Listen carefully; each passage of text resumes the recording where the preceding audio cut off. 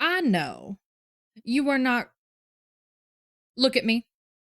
Look at me. Look at me. Let me sit up for this. Bitch, do I look? I'm gonna beat the fuck out of you. I'm gonna beat the fuck out of you. Don't you? Ooh, y'all make me mad. Y'all make me mad. Looking respectful. Oh my god. You can be a little disrespectful about it. It's okay. Like, that's fine. That's fine. I'm sorry. Good morning, everyone. Good afternoon. Good evening. Whatever time it is for you. Hello, hello, hello. I'm here. I'm here. Doesn't even just. Oh, well then redo it and pin the one you want. I don't fucking care. Hey everybody. I hope you're having a wonderful day. I hope you're having a delicious and scrumptious umptious what day is it? Thursday? The week is almost over. That's bigly. For those who don't align with a Monday to Friday week typically, it's Thursday, my dudes. I don't know. I just work here. I hope you guys are having a good day. I hope you guys are having a good day. If you are not, I hope I can make it better. I hope I can make your day a little bit easier. Today is a reading stream. I finally scheduled another reading stream. So everybody needs to be really proud of me because I finally put it back on the schedule because I'm toes at putting it on the schedule because I forget that it's a thing that exists. That's the real kicker there. I forget that it exists, and that's rough. And then you guys are like, Azaria, why don't you do another reading stream? And I'm like, I forgot it was an option, to be honest. Reading, I could never. You can't type either. You didn't misspell anything in that one. I just want to give you shit. Sorry. Oh my god. I love you, Luna. I love you. Ooh, you fucker. Writing smut about my D&D character. Ugh, I want to write some smut. Bro, I need to write my fucking lore. I need to write my fucking lore. Holy fuck. Real.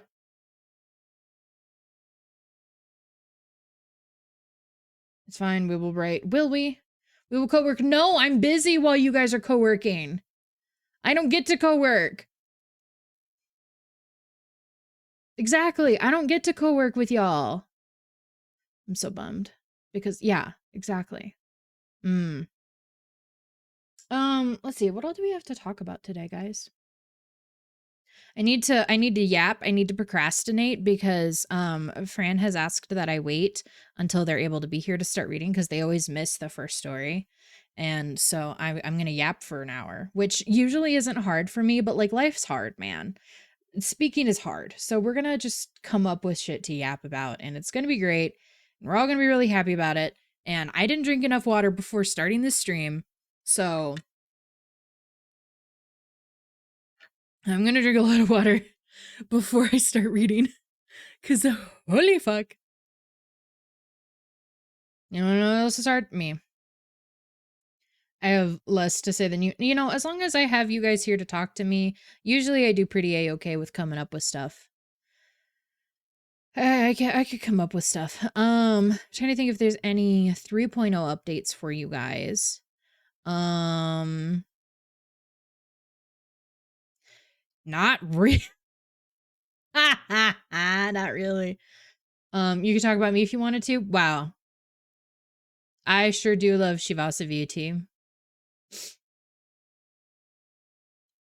So there's that. Oh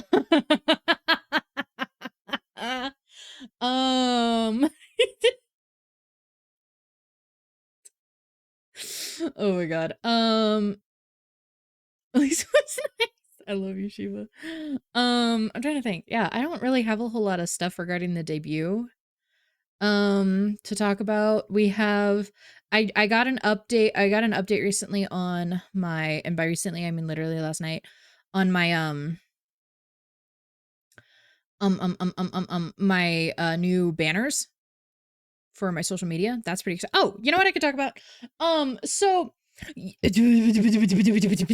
you guys know how we had a Fansly command and how that was like a bit for a while. So now that there's an actual Fansly link, I had to change that command because that technically goes against TOS and I don't want to get my ass slapped by Twitch.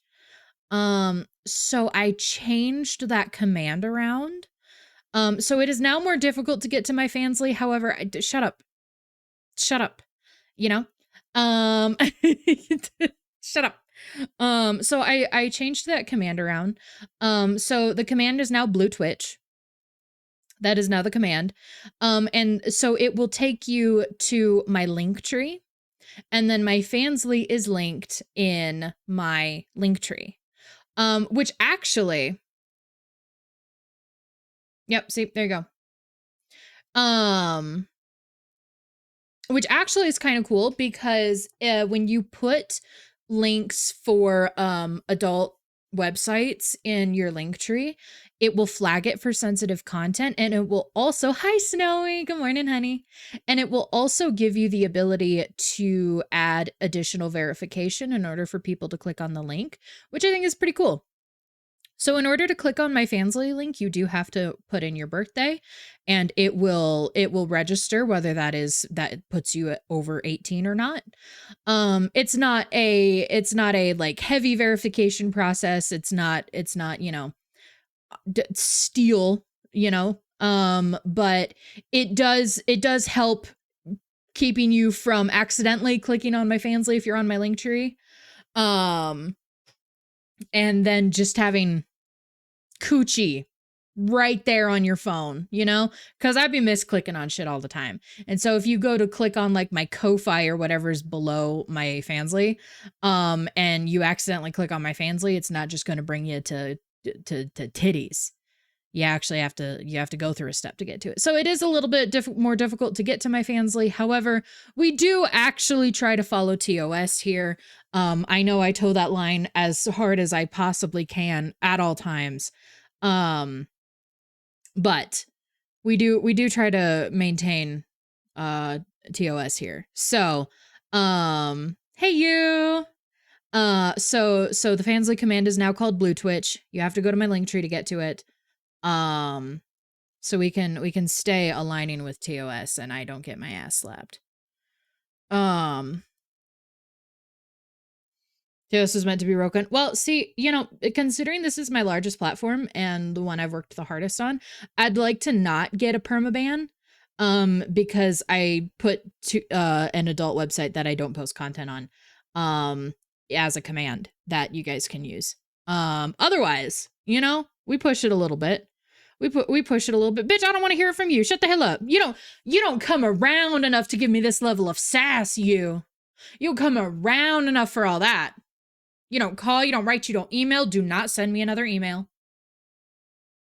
I lurk and I appreciate that. And I love you and I miss you.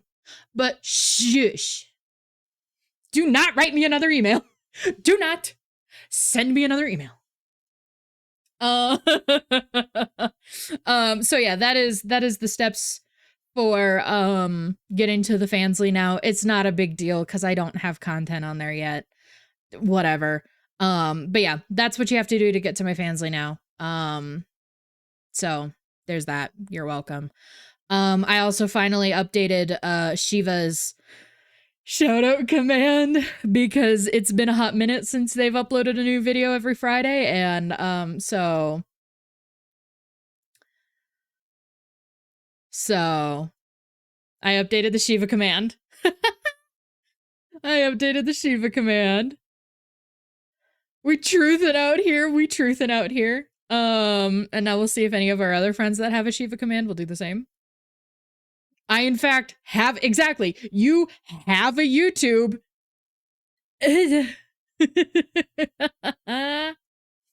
share from her doodles. I am obsessed with your doodles. They make me obscenely happy. I want all of them. Okay. So suddenly, Azariah. That's what that sounds like. Take a few minutes. Oh, okay. Okay. Okay. Sounds good. It sounds like a plan to me. So stop. That's for the family, of which you can only get to by going to my link tree. Yeah. God damn it. Oh my god. Through the link tree. I need to start updating my link tree. Like, I want to start progressively switching those kinds of things over to reflect the new color palette as we get closer to the debut. But that's that requires effort, and that requires me to change the color palette and the aesthetic. It's a lot of work, and I'm tired, and I got like 7,000 more projects I have to work on right now. And I just had another one added to my plate, even though I agreed to do it, that I need to have done tomorrow. AzariahVT, that I need to have done tomorrow. So that's a thing that I have to do. Guaco, you also don't come around enough to be a bitch. I saw the DM. You don't call, you don't write, you don't email. Do not send me an email. You don't come around enough to be a bitch either. Be nice to me. If any of you send me an email, I will blow up. Rope and sue this crazy. If you write and send me an email, I will beat the fuck out of you. Do I have access to your email? I'm almost entirely positive you sent me an email for something before. Or to share like a Google Drive or something with me. I don't fucking remember. I feel like you have. I don't know, though. I don't know. Ooh. Ooh. That's crazy. Ooh. I'll write you an email. No! Do not write me an email! God damn it! Ah. Don't write me an email. Get out of my email. Bitch. I love Azure streams. Oh my god. I love you. I love you. That's it. Oh my god. So you said your heartfelt letter with a feather pet? Stop. Oh my god. Stop. Not a feather pen. Stop. No way. I know. That's insane. I had to manually breathe for a second there. Sorry. I guess I hang around Nino too much.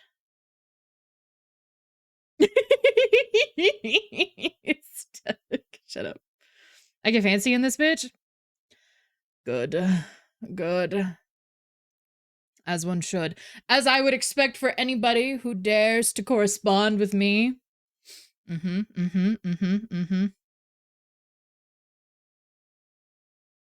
So fancy. So fancy.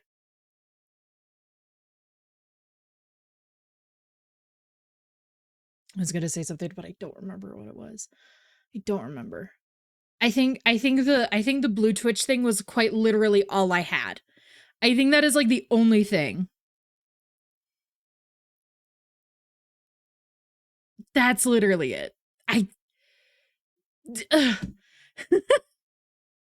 What to say, stream? No, literally. I show up. I think that's the funniest thing is everybody's like, oh my god, Azaria, you're so good at yapping on stream. You've always got something to talk about. No, I don't. I've actually never spoken a day in my life. I was actually raised by wolves. This is my first time in society. Hello. Yeah. That was like, cause like I was fucking around doing shit. I fixed that. Because you don't shut the fuck up. It's true, I don't shut the fuck up. It's so good at yapping on stream, but they cannot tell you what they just said. I deadass cannot.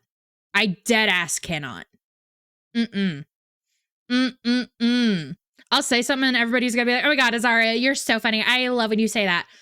What the fuck did I say? Huh? I shred the file as soon as it comes out of my mouth. My brain is like, hey, say this. And I'm like, okay, cool. And then I say it and they're like, all right, get it out of here. Safe space. Let's go. We gotta move on. I'm fighting for my life. We vibe though. We vibe though. We vibe though. We're hanging out. I think I told you guys yesterday or the day before about my animated screens update. I've never said that a day in my life. Yeah, no, I've actually never spoken before. I've actually never spoken before. What the fuck? Yeah, I think I told you guys about my animated screens. I told you guys about my banner. I have a lot of I have a lot of new emotes in the works, which you guys are gonna eat up. I have all of my emotes. I have decided moving forward that I'm not gonna do any like pretty aesthetically pleasing emotes. No. Everything's gonna be stupid and ugly as hell. And I cannot wait. I cannot wait. Everything's gonna be really ugly. The abomination that my new model gets turned into for all of these emotes is so fun for me. I love it. I love stupid emotes. They're gonna be so fun. I'm so excited. They're so ugly. Because I think it's really fun that, especially the new design, right? Especially the new design. So gorgeous. So sexy. And then all of my big official artwork. So sexy, so regal, so spooky, so yum. My emotes, nasty. What is that? No, literally. Literally. Everybody works so hard. All of my stupid little emotes, everybody worked so hard on. The attention to detail in my ugly little emotes, beautiful. A gift from God. I love it so much. I'm gonna eat it up. They're so... Do not send me an email! I hate you. I hate you. What the fuck is this? What the fuck is it? Aren't you God? Yes. What about it? Bye, Guago. Have a good day. Also, hi, Lucy. How are you? Wait. I want to hear that too.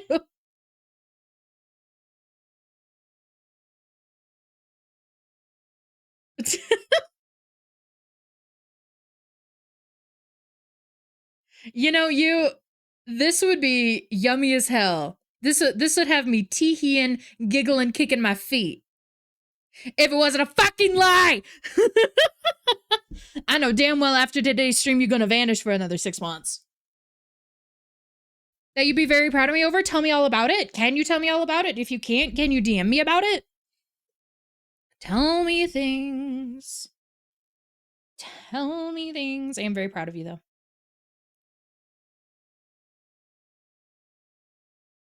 Sorry to jam.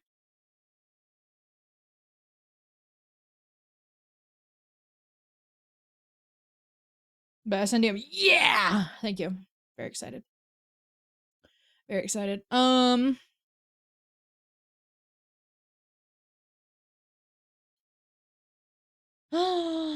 Hi, Spooks. Thank you so much for 7 months. Holy fuck, it's been 7 months already. Dude, that's crazy. That's crazy. Right? That's crazy. It hasn't felt like that long. So what if I burst into tears right now? How do we feel about that? How do we feel about that? What if I just start ugly crying right now in front of everybody? This would come as no surprise to anybody. Like, absolutely no surprise. Oh. Getting a bottle for the tears. Are you gonna sell my tears?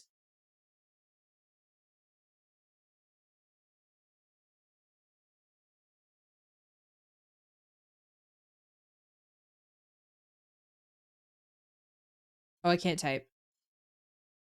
Oh, I can't type. Lucius Ignis, I am so proud of you. Lucius Ignis, I am so proud of you. Ah! Okay. Do your tears cure illnesses? No. No. Mm-mm.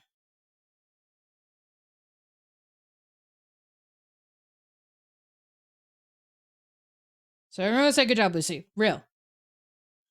Would be a cure-all? You would think so.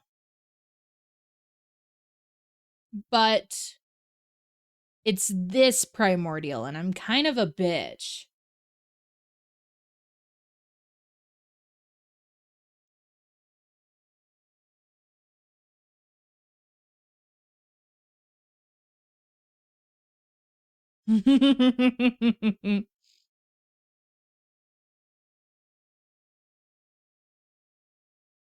Oh, so you get sassy when you ingest Azateers? That's definitely it.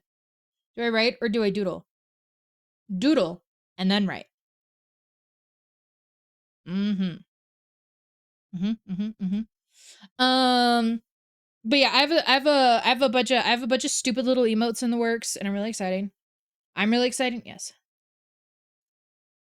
Did you know that AzariahVT is super debut now? What am I gonna do with that? What am I gonna do with that? I don't even have a debut date yet. I don't even have a debut date yet. What am I? I don't have a debut date yet. I got so much shit to do for this. Debut now is AzariahVT. So that would require I have my motherfucking model at like the very bare minimum. And you know what a hoe don't have? The model. I don't have that yet. It is still bigly being worked on. That's so funny. Oh my god. Yeah, I don't have even remotely a debut date yet. I'm really hoping for summer. I'm really hoping for summer. Oh, see, that's for the fans, Lee. See, that's not for the fans, Lee. Do not the Azaria. You guys know that. Oh, Spooks, the command changed. I had to change the command. I had to change the command.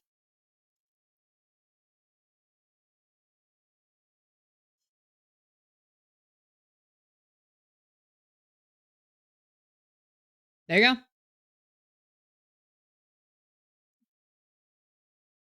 go. Oh yeah. Oh yeah. Oh yeah. Mm-hmm. Rest in peace to your balls, everybody that has them. Rest in peace. It's gonna be rough. Oh my god.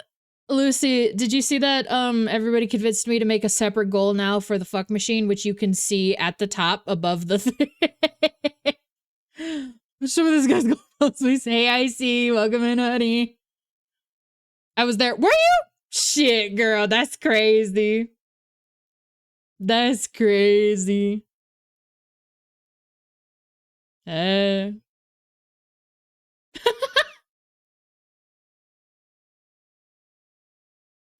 Oh, I was gonna say something. What was I gonna say? I don't remember. I don't remember. Do you guys like that? My brain had to buffer for like a solid 2 minutes there.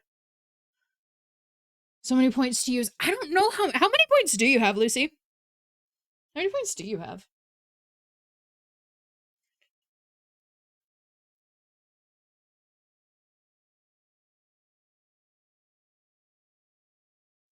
Does it Spooks?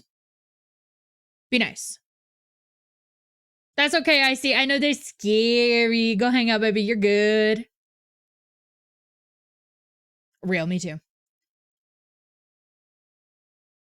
I'd be telling them scary stories. I'm debating restarting or rereading the one from my beds.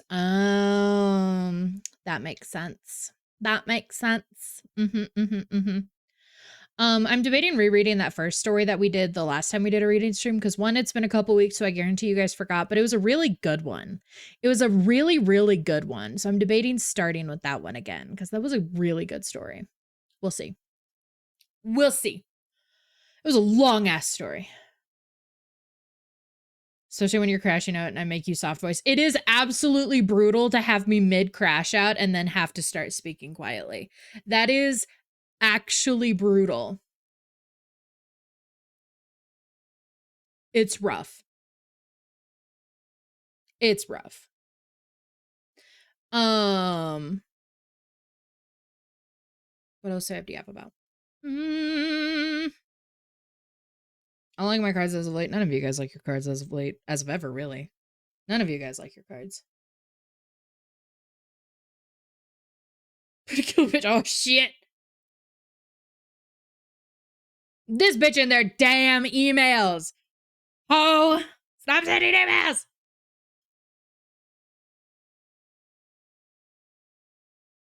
Ooh, twirls hair. Yes. Oh my god. Good lord. Because they asked for one. Bitch, I don't fucking care. I don't fucking care. Seems like I've got to. You're so silly. Emails scare me. The emails scare me. Emails scare me. Don't email me. Don't email me. So I have a thing that I have to turn in tomorrow. I have to record and then turn in tomorrow, same day. I'm gonna blow up. I'm gonna blow up. I'm gonna blow up. I just want you all to know that. I'm gonna blow up. And then yell at, oh! Why are you yelling at them? What did they do? What did they do? Why are we yelling at people? If you blow up, you can't record dummy. Do you know how much use my Audacity is getting? First of all, I need to learn how to use a different software, which sucks. I don't want to learn how to use a different software. That's gonna make me mad. Saber. I don't want to do that. Okay. I don't want to do that. Second of all, I have so much shit I have to do in Audacity. Oh man.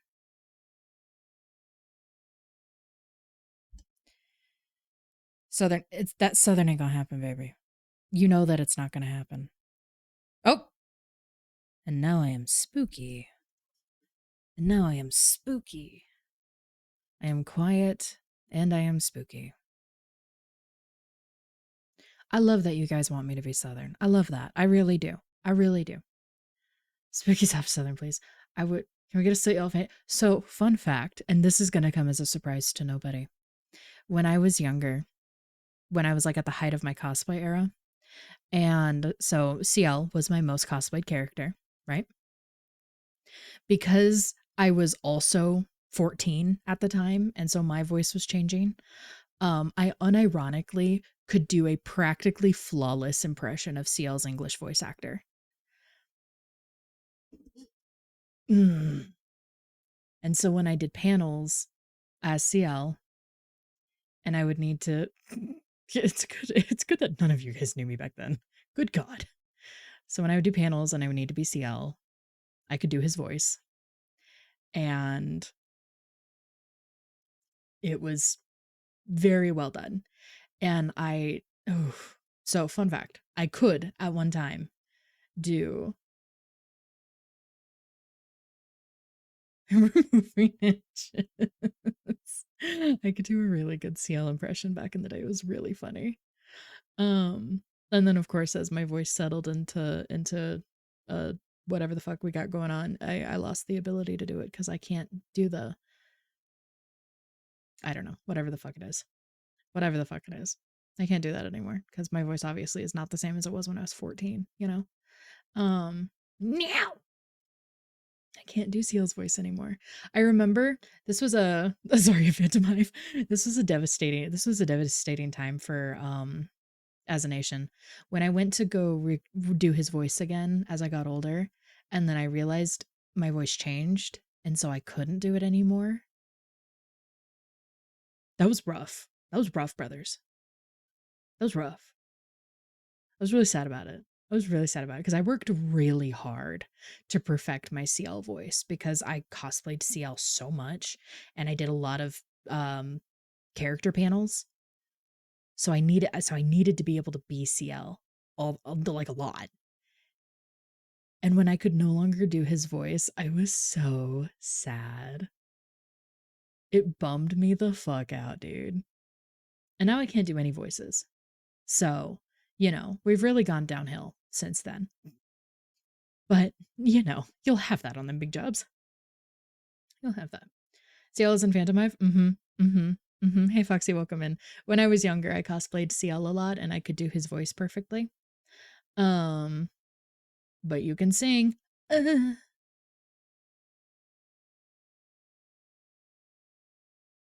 Because you're not the. Oh, damn.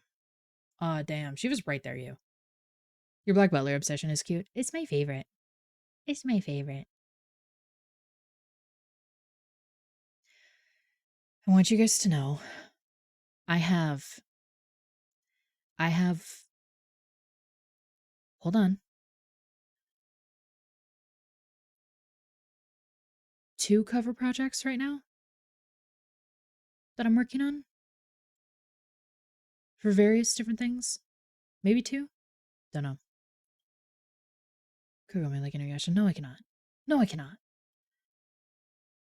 I haven't seen enough of Inuyasha. I don't know what that bitch sounds like. 2 covers, let's go. For various various different times of the year and stuff, because I am trying to release more covers, and I've got folks that want to do covers. Again, group projects, spooks, group projects that people have approached me for. These are not my own. Y'all are gonna be lucky if you get a solo cover this year. Y'all are gonna be motherfucking lucky if y'all get a solo cover this year. Absolutely the fuck not. I cannot be Madoka. I'm sorry, that pink bitch, look at me. No. Y'all are gonna be lucky if you get a solo cover this year.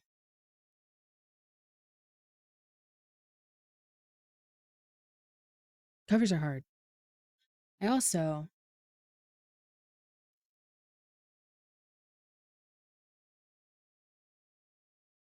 am. But you could not pay me to wear pink and white. You could not pay me. Mm-mm-mm. Not count towards your goal. It's not. Shut the fuck up, Shiva. So I mean, it kind of depends. So like identity counted, right? Identity counted towards my 2 goal cover because that was a cover that both of us were very involved in. Like I was also very involved in the process of identity, right? So identity counted in my opinion. But it for me it depends on the involvement of the covers that I have. And if that counts in my opinion. But the original plan was for it to be, why does everyone want me to do Goddish? Why? That you are like the 5th person to tell me I should do Goddish. Goddish is hard. Goddish is hard.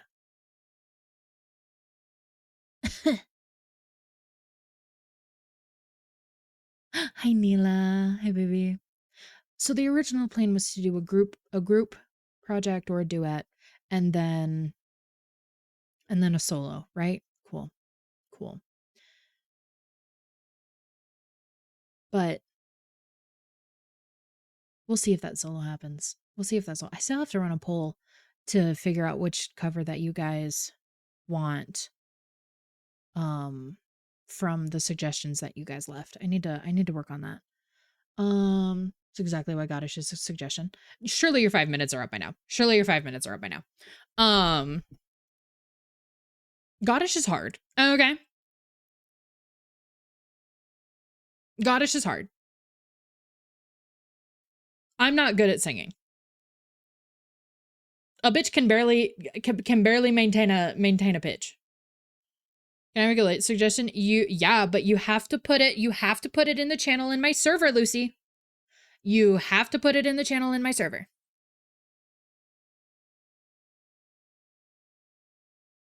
Mandatory. Otherwise it won't count. There is a channel specifically for cover recommendations. Contrary to popular belief, I'm alive. Real. Me. Love it. Lucy and Cygnus VT.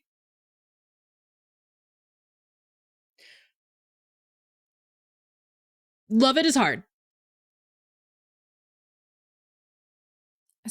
Why do you guys, why does everyone want that from me?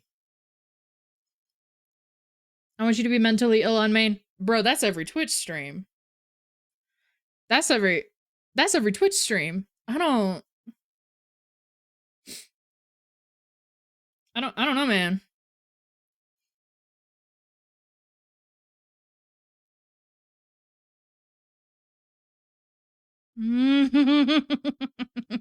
Anarchy, I just saw the doodle you did. That's so funny. Made me giggle. That's funny. Oh my goodness. Confessions of a Rotten Girl. Oh, absolutely not. I am not doing Confessions of a Rotten Girl. Absolutely not. I do have the Gooning Hour? The Gooning Hour. Why not? You know what I actually do really want to do Husband Hotel. You know what I really want to do? I want to do monitoring. Not to be like actually mentally ill on main, but I want to do monitoring so bad. So bad. I like that song. It's so good. It's Hey, sweetheart, welcome in. Did you say you need money? Dude, the only reason why monitoring is not on the list to do like immediately, because I really want to do monitoring. I really want to do monitoring. It's gonna be so expensive. I'm gonna need like 6 different pieces of art for it. I need animation. I need the most god tier music video editor ever. I'm gonna blow up with how expensive monitoring is gonna be. Oh my god. But I want to do monitoring so bad. And I'll have you know, I have not done any Deco songs yet. And I've only done 1 giga. Have I only done 1 giga? Hold on. Yes. Because Shadow is Azari and Identity is Canaria. I have only done 1 giga and I have not done any Deco. The hell's monitoring? It is a song that I want to cover. I know you. Okay. I'm just saying. I'm just showing you the proof of what I've covered. I'm just saying.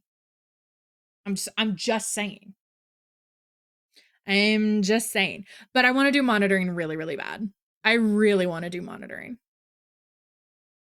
I think monitoring would be so fun. And like, so there's a cover of monitoring that I found, and it's my desire to be a masculine voiced twink is unbelievable.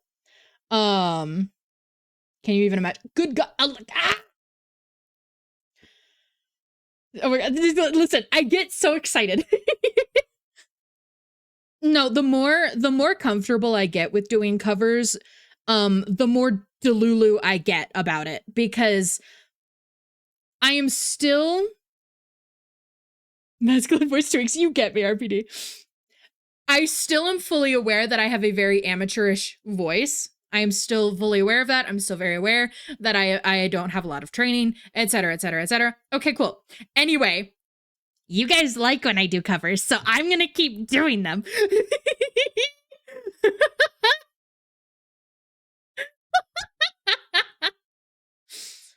Make your streamer sing is crazy. If you guys remember, you guys have to react to the suggestions and the channels that you like the most.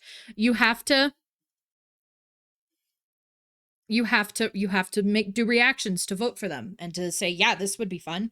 You have to do it. From Year Ago's Wild. I know. We are literally, it has been a full year since I released my first cover. It has been a full year since, because wait, actually. Hold on, actually. When did G4L drop? Have we hit a year? Am I gonna cry?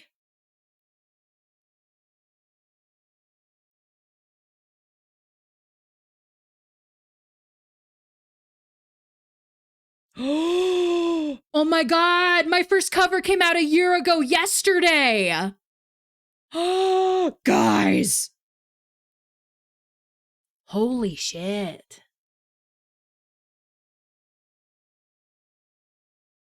Okay, Shiva, I love you. My first cover came out a year ago yesterday. Oh my god. That's, what are we fucking insane? Anniversary cover time. Yep. Okay, so that means I would have had to put it out yesterday. RBD, babes. Stop. We don't talk about my first cover. I sound like actual fucking ass in that cover. Like, please don't ever let me sing. We're in this day. Okay, so in my server, there is a category called Donathon Rewards. Okay. In that one, you're gonna go down to new cover. It's right there, baby. It's right there, baby.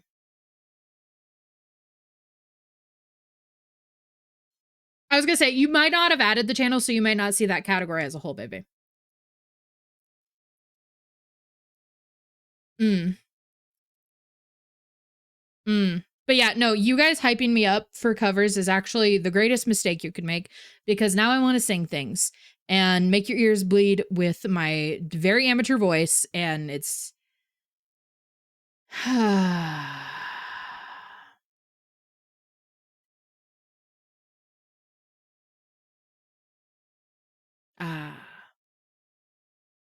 babe, yes.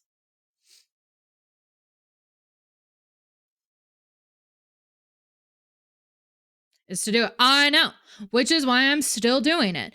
And you can see the improvement. There's big improvement from G4L to Shadow.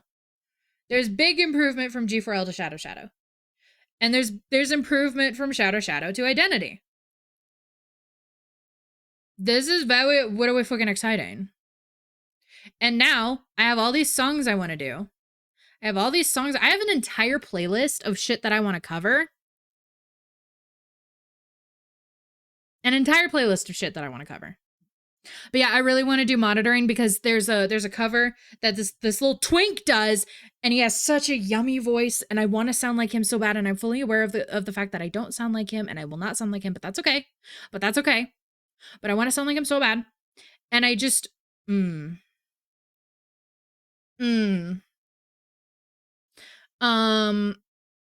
your processor? Do you already know? So I do not know Japanese. I studied Japanese when I was younger, so I have a very limited and basic understanding of pronunciation and how sounds work, and that kind of stuff. But I don't know what the fuck is going on. But when I learn a song in Japanese, I always have the Romaji up for it. And so I'm able to look at the words, and I do really well with mimicking how things sound. I do really well with that. So it's not difficult for me to hear words and then mimic them in Japanese. And so if pairing that with looking at how the word is spelled in Romaji, I can pair the two together, and then I know the words, you know? You feel me? Whomst? I don't know this. Lucy, I don't know this. Do I know this? Is this among the things that you have that you have shown me? Do I know this?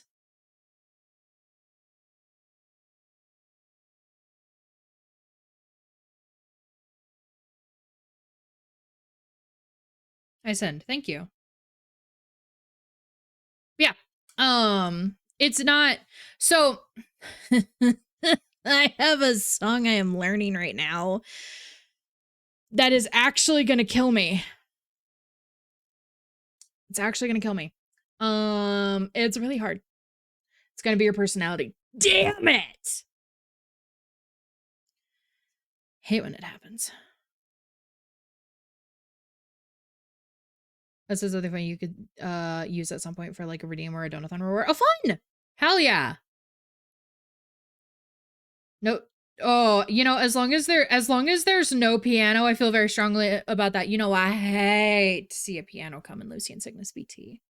You know, I hate to see a piano come in. Oh my god. No, I have so many different covers that I want to work on.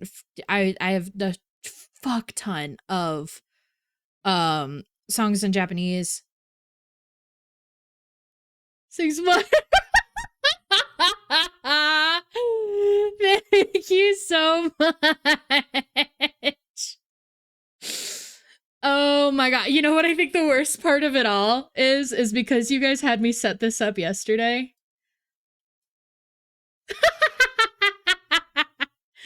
Now this shows as the see, I need different funds because you guys want me to have a fuck machine.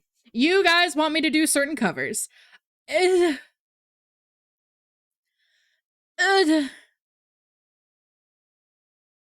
suddenly miss Az's frick machine in chat. Real. I wonder where they are now. I hope they're well. Fuck machine applications. Stop it. Oh, what machine? Don't you worry about it. An accountant VTuber. That's why there's the Fansly link in my link tree. You called? Oh, what you mean by that? Oh, what you mean by that, you? When the chat needed the most, they vanished. Real. No, honestly. Good God. Good God. No, I got all these goddamn different goals that you guys are trying to fund. You guys want me to sing monitoring. Oh my God. Oh my God. Oh my God. I got all these damn goals. You guys want me to sing monitoring, which I appreciate. You guys want me to have the damn fuck machine. Hey, Sparkle.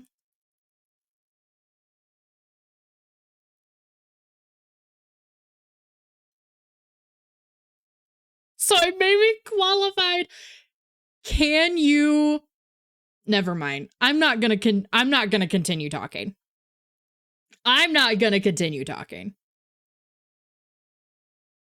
I'm done at therapy. Very good. Very good. I hope it went well. No, continue. No. No. Do not sell marijuana to my husband. I'll make a fire clip. See, no.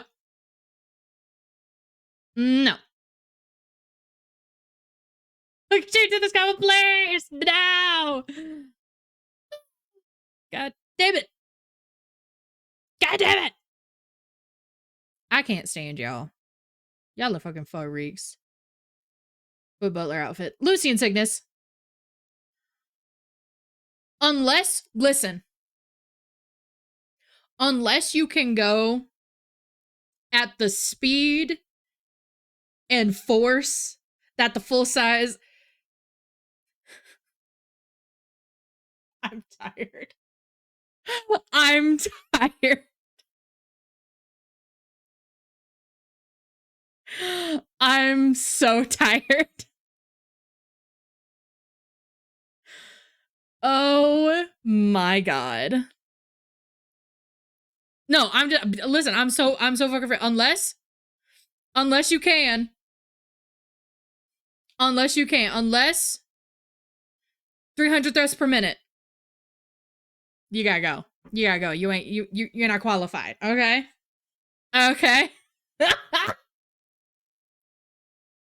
God, I can't stand y'all. I hate to see bitches with the username of me doing something. Hey, Q. I'm tired. I think you'd die. Oh, trust me. I'll be okay. Oh, trust me. I'll be okay. The cock chair, please. Cinnafrost! Hey, baby. How are you? Hit that speed. We'll see how long it lasts. See, that's the thing. That's the thing. You gotta be able to hit that speed and stick with it. But we're gonna love you. I love you so much. Have a good day. It's lagging. Oh, I am dropping frames. Could I tell you why? No. Not at all. I am dropping frames. I don't know why. Think of a pass. Could be because of all of the shit that I got running right now. But suffer, I guess. Okay. It totally paused on the park. So that hasn't been running the whole time. That hasn't been running the whole time. But, you know.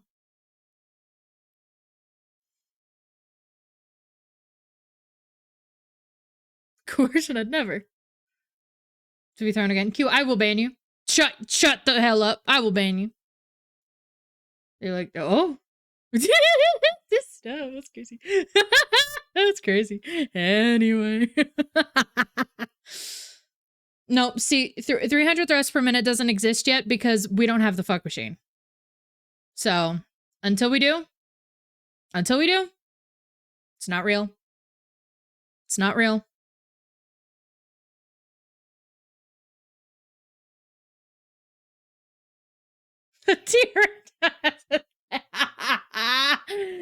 Oh my god. It doesn't seem to be dropping any more frames than it did. It's just kind of holding at what we dropped. I think it just had a moment of struggling.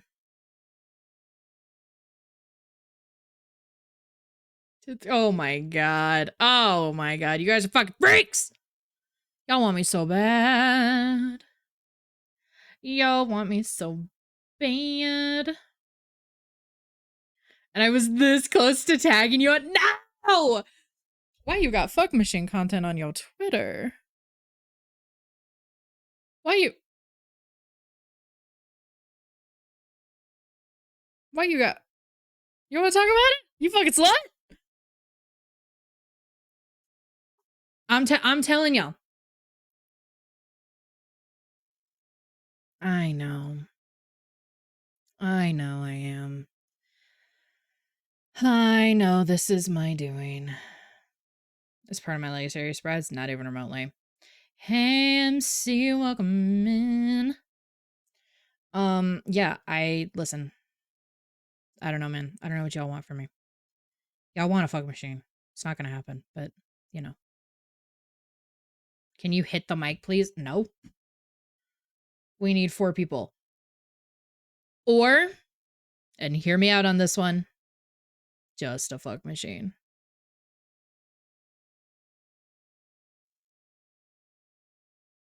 Lick the mic. No. Because as down as I am for there to be multiple... Anyway. Hey, guys. How we doing?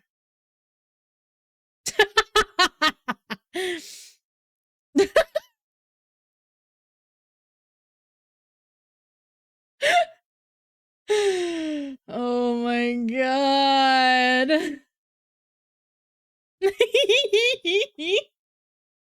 No, continue. No. On my car speakers as I drive home. Sparkle, I'm so sorry. I hope I can at least make you smile today. Does work out to 300? Right, okay. However.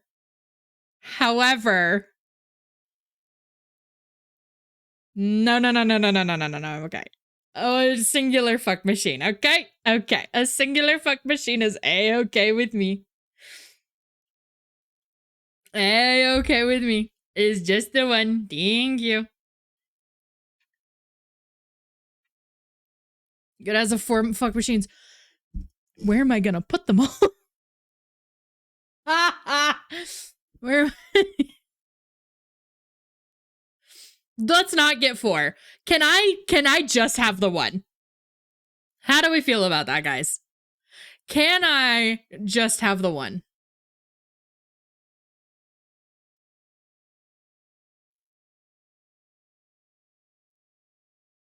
and easier to maintain. No, I'm okay. Oh, suddenly you want the fuck machine. I don't know how to tell you this.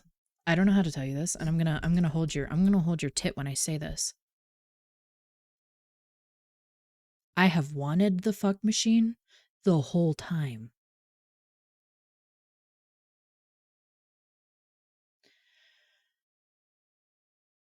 Lucian. Grounded. Grounded. Unbelievable. I'm here. Hello, welcome in. Hey, baby. Hey, baby. Who could have ever seen this happening? I know. Baffling and truly astonishing that the person who is very open about wanting to get freak nasty with themselves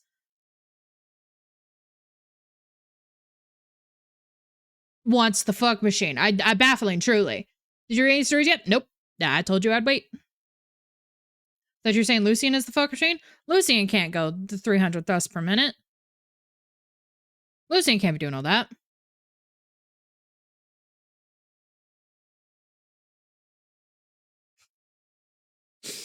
God damn it. I hate the conversations I have with you guys.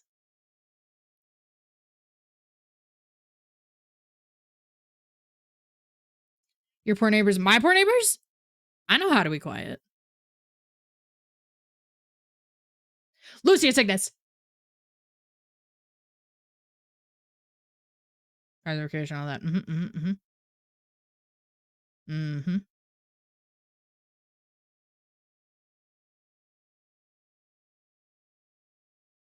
So you can be louder. Hello? So what if we get me soundproofing so I can be voice actor, not slut? And then this is when you guys go, what about both? What about both? Synergy, it's not needed, but it sure would be fun. That's why we get a machine.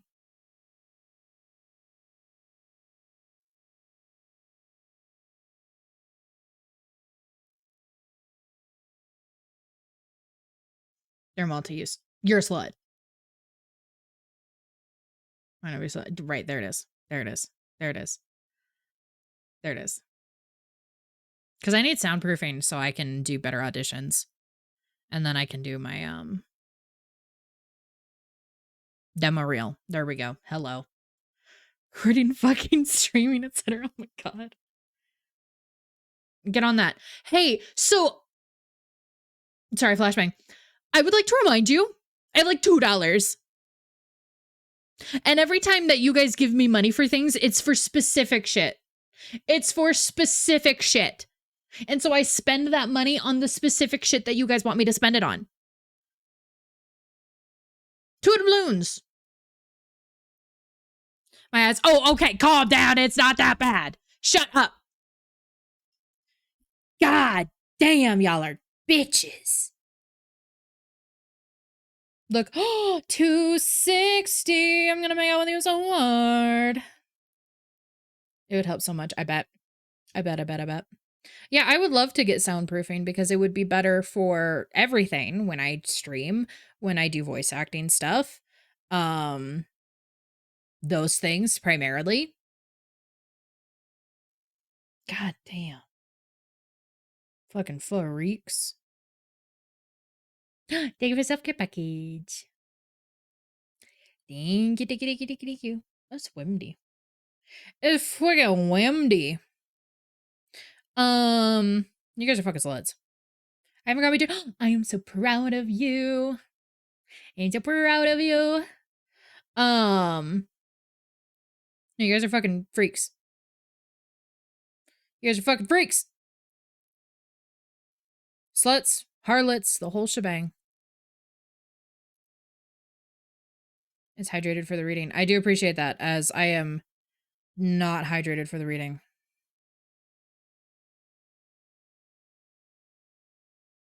When streaming. Yeah, real. He's very loud. That's real. That's real. See, I scream a lot, and so everybody just has to deal with that. Everybody just has to deal with that. Gotta get really okay with a lot of things really quickly, you know? I do need to drink water, though. Reading's gonna kick my ass today.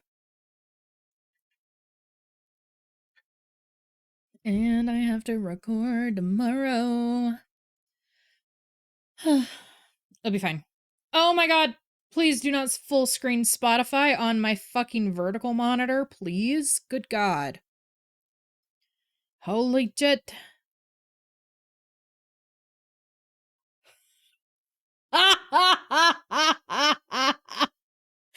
Not Azariah's wallet fund. What's happening? Who is spending money on me right now? What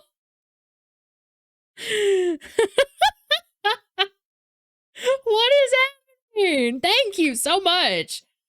But what is happening? What the fuck? I love you guys. You guys are so silly. You guys are so silly. That's so much money spent on me in one day. That's $60. Y'all are ready for that machine. Stop. Everyone wants you to have the machine. The fact that you guys were like, hey, Azariah, after your donathon, put the fuck machine on your throne so we can buy it for you. Hello? Fucking sluts. Y'all, goddamn. Like, listen, I appreciate y'all wanting me to get off as much as the next guy. Listen, I appreciate that. Truly, truly, truly and wholeheartedly. But y'all fucking freaks. I think it would sound great. So here's the issue. No one's going to get to know because I'm not going to be able to use that on my Fansly. And I've told y'all this. I'm not going to be able to use it when I do Fansly content. Be fucking for real with me.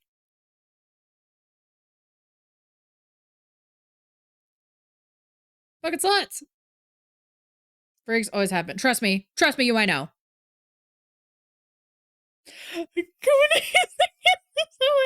Because so we will be using my VTuber model, right? God damn it, we'll be using my VTuber model for my content, right? And so I have to sit at my desk where I can be properly tracked. I'm not going to be able to sit at my desk and use the machine. That's not going to happen.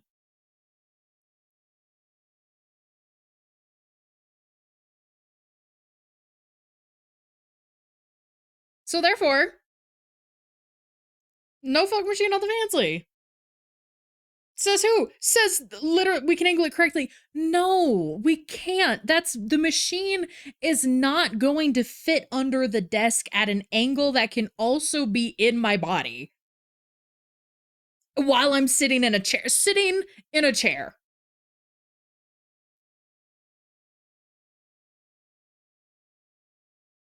So the chair. I don't want to be uncomfy. I have told y'all the second anything is of discomfort or inconvenience to me, my coochie is closed.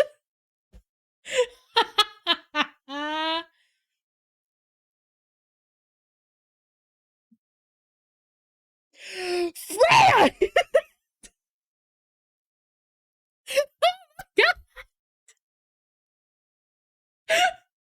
Can we talk? Oh my god. Anarchy? What?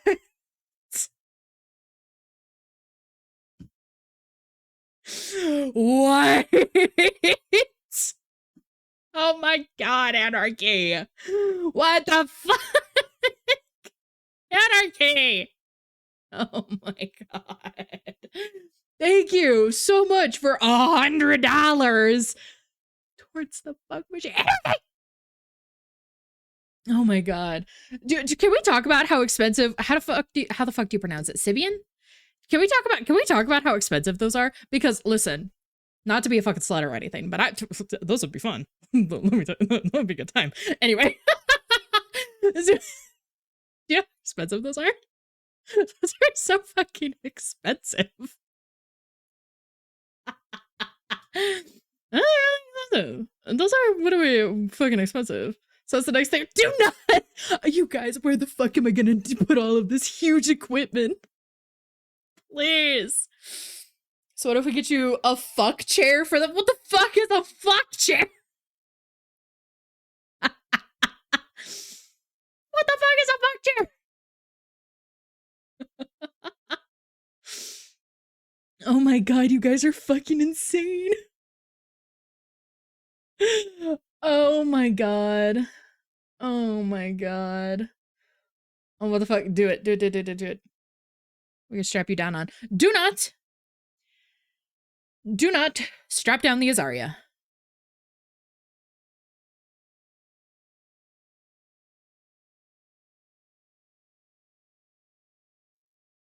Hold on.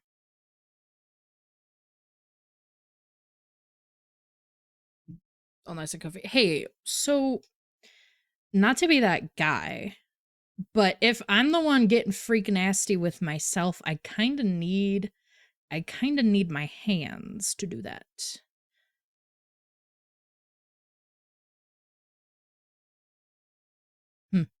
Anyway, thoughts that should not go on twitch.tv. I can be there. Jesus! To hold it. What the fuck? Okay, so y'all want me so bad is what I'm hearing. Neil and I can be there. So y'all want me so bad is what I'm hearing. Also, hi Manly, welcome in, honey. This machine looks fun, right? Listen, especially if you get a lot of your stimulation externally. Oh yeah. Can I watch? Oh my god. Oh my god. The second Luna has enough doubloons to be on my Fansly, I know they are sprinting.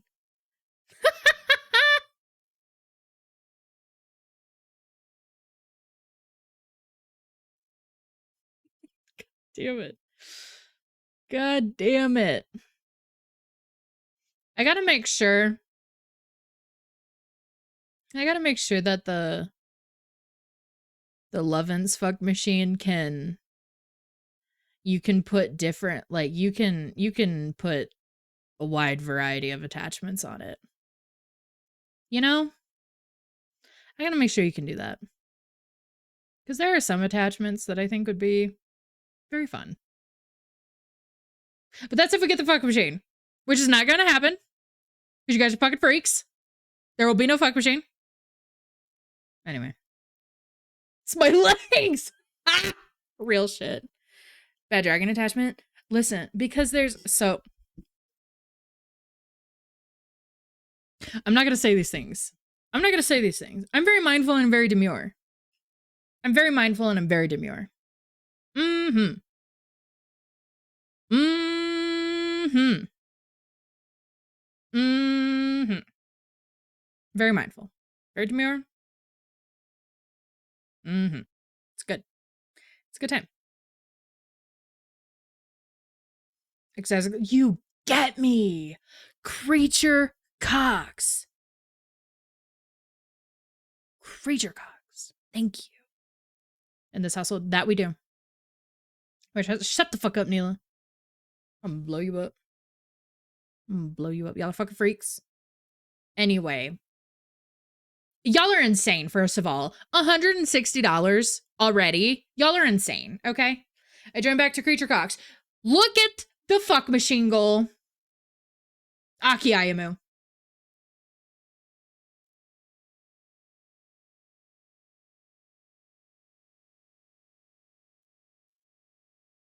I'm gonna crash out. I'm gonna crash out. I'm gonna crash out. God damn it. Which was story? So I have a couple stories actually that I am going to scare you all with. We're not saying we're just wearing this. The tip one, yeah. Yeah. I have a couple that I'm gonna scare you guys with today. As I was saying earlier, there was a story that we read on the last reading stream that I am tempted to reread because one, I don't know how many of you guys actually remember that story. But I know a lot of y'all also missed that story and wanted to listen to it. So I'm debating rereading that story today.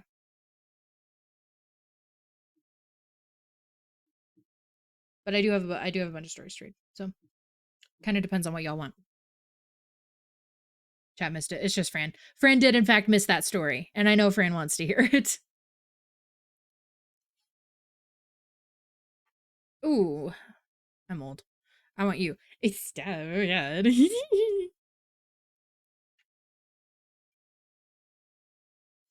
Stab.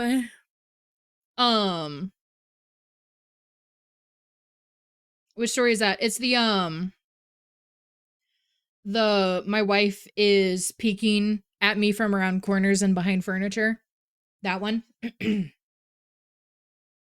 People are ovulating in chat. You know, people get a little freak nasty at the second the fuck machine gets mentioned.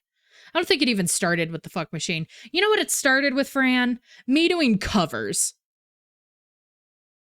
It started with me doing covers.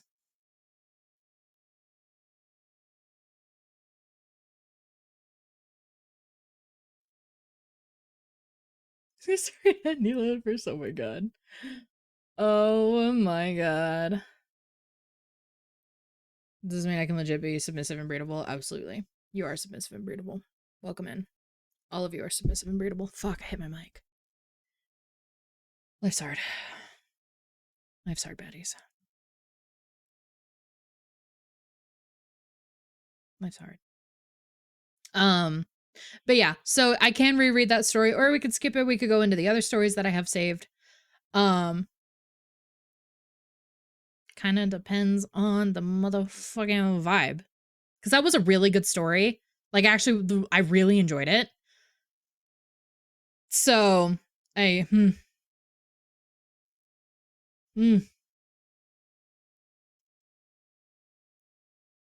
gotta jam out. So sorry. But yeah, I have absolutely nothing else to talk about. Absolutely nothing else. We yapped. Go a stream without talking about the fuck machine challenge? Impossible, apparently. Read. Right. So that's not helpful. God damn it, Fran. Read. Holy shit. I'm gonna ban you too. I'm gonna ban you too. Do you guys want the wife story, or do you want me to read other ones? You ban me once, I'll do it again. Read some freak nasty. That's for the fansly. You gonna have to go to the fansly if you want me to read freak nasty.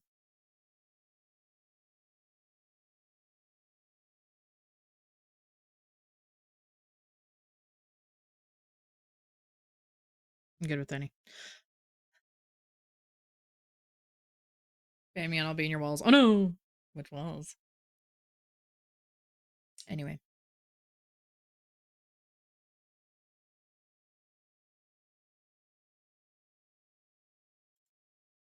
Hold on.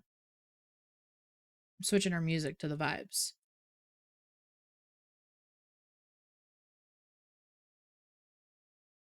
Gotta get the vibes.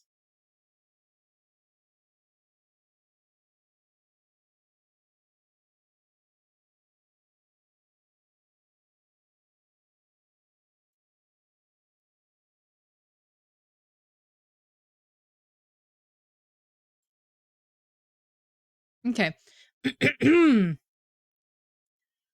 Besides creepypasta, this is my favorite shit to do. So when we do scary story readings, Fran is usually who sources our scary stories, which I am so appreciative of. So we get a lot of stories from r/no sleep on Reddit, which is where a lot of creepypasta comes from, and also like the actual creepypasta website. That's always fun. And we also get stuff from the creepypasta wiki. But r/no sleep and the actual creepypasta website are where we get a lot of scary stories. So this stuff is really fun. Guys, tell me how the ambiance audio is, if that's a good volume for you guys. It's thunderstorms and rain and that kind of stuff, so let me know if it's too loud, if you guys like it a little bit quieter, because I will be speaking a little bit more softly as I read. For those who are unfamiliar with my reading streams, because I don't do them a whole lot, I will not, as the pin message in chat says, I will not be interacting with chat a whole lot while I am reading in order for me to stay focused, because my mods like to threaten to take chat away whenever I get too distracted. And I don't want chat taken away from me. So I try to stay pretty locked in while I'm reading. If we get a raid or somebody new comes in, et cetera, I will greet them. But otherwise I don't interact with chat a whole lot while I'm reading. When the story is over, I will take a break to rehydrate, talk to you guys. We'll talk about the story. We'll talk about whatever, and then we'll get into another one. I love watching chat though while I'm reading. I love seeing you guys talk to each other. I don't care if you talk about the story. I don't care if you just talk about what the fuck you're going to eat for dinner or what you're doing tomorrow. I don't care. I love seeing you guys talk to each other while I'm reading. Talk about the fuck machine more. Absolutely. But I love seeing you guys talk while I'm reading. It makes me really happy. It is true. Fran does make a sport out of making me laugh while I'm reading. It's really funny. They intentionally will say some of the wackest shit while I'm reading. It's so funny. Additionally, for Neela to come visit you. Oh no, whatever will I do? Additionally, as you guys know, I always put on some kind of sensory videos for you guys. This unironically is really great for keeping retention and keeping you guys locked into the story. Having stupid little videos for you guys to watch, unironically keeps you guys locked in, and it is so funny. It is so funny to me. So we have the fruit dancing. I always have that. My wife. Hey, baby. And then we have a slime because that was requested by Aki, and then we have Minecraft parkour. But this is with shaders on, so it's really pretty Minecraft parkour. So I'm gonna have those playing. Hi, baby. So I'm gonna have those playing while I read, so you guys can have something to look at on screen. Very fun, very entertaining, very yippee. This is unironically jingle jingle, jingle jingle. This is how I keep your guys' attention while I read. So yeah. If at any point the ambiance is too loud, please let me know and I will turn it down. I am going to turn it down just the tiniest little bit because I don't want it to be too loud. Wait, yeah, baby, what's up? We won't need all this when you have tits. It's so true. Wow, okay.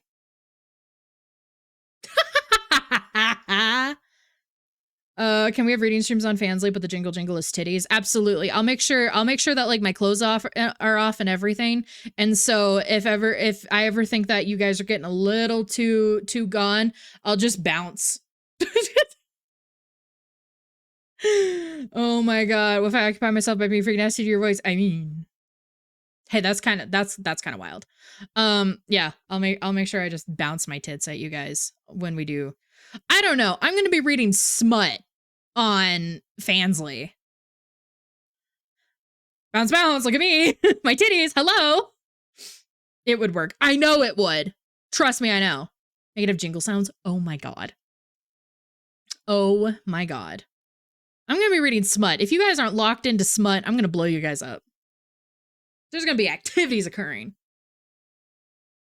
Okay. You need something else to keep my attention. I'm going to have my tits out. Do you guys think Azaria would have their nipples pierced? Tell me honestly. Tell me honestly. Do you guys think Azaria would have their nipples pierced?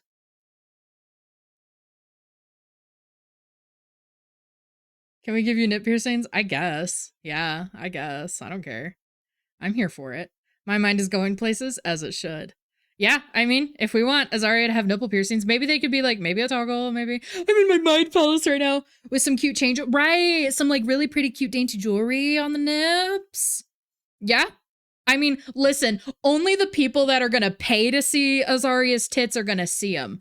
So if you guys want Azaria to have nipple piercings, absolutely Azaria can have nipple piercings. Hell yeah. You have your nips pierced IRL though? Wouldn't you like to know? Wouldn't you like to know? My Life savings. Oh my god. Now I'll tell you all this right now. There will be no piercings on my dick or on my coochie. Okay? There will be no piercings on my dick or on my coochie. Okay? Okay. Why? Those stress me out. They stress me out. Mm-mm. There will be no piercings on my dick or on my coochie. Mm-mm. By my piercer about those. No, literally. I'm scared enough of nipple piercings. Those are scary. They're hot. Listen, the coochie I get, not my schmeat. Do not, my schmeat. Do not pierce my dick. She has had to fix. Oh, fuck, dude. Oh, fuck. No, I was thinking about Azaria with like other piercings. They don't hurt that. Okay, great. I was thinking about. Hey, Alexa, welcome in, honey. I was thinking about Azaria with other piercings because, as we know, Azaria has a lot of ear piercings. But I was thinking about Azaria with other piercings. Like, I want to give Azaria Medusa. I want to give Azaria Medusa so bad. I'm not going to. Anyway, it's been confirmed. Azaria is going to have nipple piercings. Let's go. This is a win for Raza Nation. And then you guys will be able to see my what's a Medusa? It is the piercing that goes right in the middle of your Cupid's bow on your lips. Let's go. Let's fucking go, I guess. But yeah, you guys can have nipple piercings if that's what you want. You guys can have nipple piercings. Have back piercings.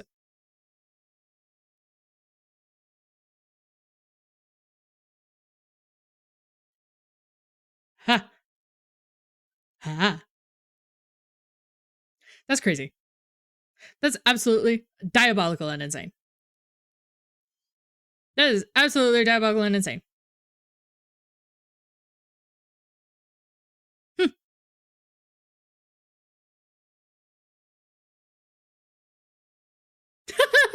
Just leave me alone.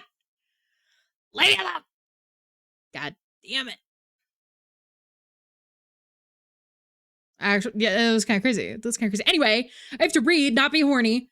Put thine coochie away. Put thine coochie away. Okay. Okay. I'm reading. I'm going. I'm reading. Okay, so let's get our videos playing. Let's get our videos playing. Put on your just my coochie? We're putting my coochie on the desk? So I'll be here for them. Oh, I'm so proud of you. So proud of you. Okay. There you go. There's your sensory videos. So we are going to go ahead. Mine, you. Oh, okay. Got it. Yeah. Hand it over. Present thine coochie. Anyway.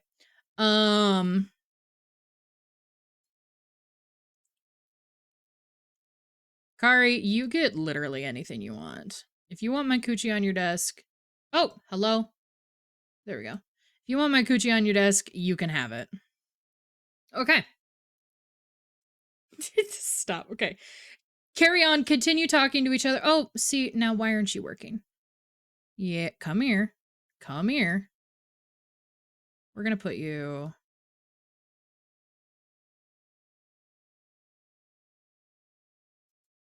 Are you going to work now? Are we good? Okay. Keep talking. If you guys want to keep talking about me with different piercings that you want to rig to bondage shit, go for it. Have fun. Go to town. Whatever you guys want to talk about, have fun. We are going to read the wife story because it's spooky. Because it's spooky and I like this story a lot. So we're going to read this one. Okay. Hers doesn't have a lip piercing. I know. I know. I have nothing going on. Not on my tongue either. Unbelievable. We need answers. There are things in this world that we will never understand. We want answers. Okay. Oh my god, thank you for the stream streak. Oh my god, stop. Thank you. Okay. Okay. I'm gonna read. Carry on. Talk amongst yourselves. Enjoy. Get cozy. Grab a drink. Grab a snack. If you'll have a kick of a feet, I'm gonna be gay at you right now. Don't do this to me. I'm gonna be gay at you. Hang out, vibe it out, and then listen to me read. Listen to me read in a voice that you guys like. Hopefully. Don't know. Okay. Here we go. I need to move my mic down. Hold on. I can't do anything until I move my mic down a little bit. Okay. My wife Lynn and I have been together for 6 years and married for 11 months. Our entire history together has been very normal, and never once have I noticed any weird behaviors or red flags. I can't stress enough how out of character this whole thing is for her. Lynn is very kind, intelligent, and thoughtful. She's always been the no-nonsense type of person. Being childish or trying to scare me is not something she'd normally do. She doesn't even like watching horror movies. When we first started dating, she agreed to watch The Shining with me because she knew how much I loved horror. She was so scared that she didn't even make it through half of the movie before we had to turn it off. She isn't into anything creepy and has never been into pranks. It's just not her cup of tea. And that's fine. But that's what's so strange about this. It's so unlike her. I should also add that she never had any mental health issues, and as far as I'm aware, it doesn't run in her family. I know some people are able to hide their mental health problems, but in the 6 years we've been together, I think I'd have seen some sort of sign. 2 months ago, I was in the kitchen making myself some coffee before work. I was running a bit late that morning, and I knew I wouldn't be able to make it to Dunkin' Donuts for my usual morning fix. I took a sip of my coffee as I hurried down the hall towards the front door when I happened to notice Lynn peeking at me from around the corner ahead of me. I could only see her eyes and a strand of her long, dark hair hanging against the wall. The rest of her body was concealed behind the corner. I nearly spilled my coffee when I saw her. I did burn the shit out of my lips. Jesus, Lynn, I said, wiping a few drops of coffee from my pants. You scared the shit out of me. She immediately popped out of view like a little kid that had been caught. I heard her scurry off towards the living room, and by the time I got to the front door, she was out of sight. It was really weird and just totally out of character for her, like I said. But I also found it kind of funny that she was being more playful and a little less serious. I shouted that I loved her, called her a weirdo. As I shut the door behind me, I heard her laughing. Her behavior was a bit odd, but it certainly wasn't something to call a priest over. I forgot about it by lunch, and by the time I got home, she was her normal self. I didn't bring it up, and neither did she, and life went on. The next incident happened 3 days later. It was around 2 a.m., and I had woken up to get a drink. I was standing at the kitchen island, jug of OJ in hand, when I felt a strong feeling that I was being watched. For whatever reason, I looked down at the floor and saw my wife's smiling face staring back. She was peeking at me from the other side of the island, staring up at me with wide, unblinking eyes and grinning. Grinning like the Cheshire Cat. I screamed, I'll admit it. Not out of irritation, but fear. For some reason, at that moment, I was scared. At the sound of my scream, Lynn scuttled backwards out of my view, her hands and feet smacking the tile floor as she hurried out of the kitchen on all fours. I didn't run after her or even yell after her. I just stood there frozen in shock, wondering what the fuck had possessed her to do that. It took me a little longer than I'd like to admit to go back upstairs, but I eventually did. When I got to our bedroom, Lynn was lying on her side, asleep. Or at least pretending to be. I stood there for a while, watching her breathing to be sure she was really asleep. I had the feeling she might jump out at me the moment I got into bed, but she didn't. I climbed into bed and she didn't even move. Her breathing was soft and deep, and I was starting to wonder if I'd dreamt the whole thing. Ooh, I scrolled too far. The next morning, I waited for her to come down for coffee, and after handing her a mug and kissing her cheek, I decided to ask her about it. What was that about last night? I asked, keeping my tone light so I didn't offend or embarrass her. She frowned over her cup of coffee, shaking her head like she had no clue what I was referring to. You were peeking at me again, from over there, I said, pointing to the spot on the floor by the kitchen. She followed my gaze, and when she looked back at me, she burst out laughing. She laughed so hard that I couldn't help but join her. You creep me the fuck out sometimes, you know that? I said, and she giggled and set her cup on the counter and wrapped her arms around my neck. You creep me out all the time, so I guess we're even, she teased. We said our goodbyes and left for work. As I drove, I kept thinking about how creepy it had been seeing her grinning at me from behind the island like that. The sounds her hands made on the floor as she crawled away. I told myself she was just trying to be silly, just trying to join me in my love for all things horror.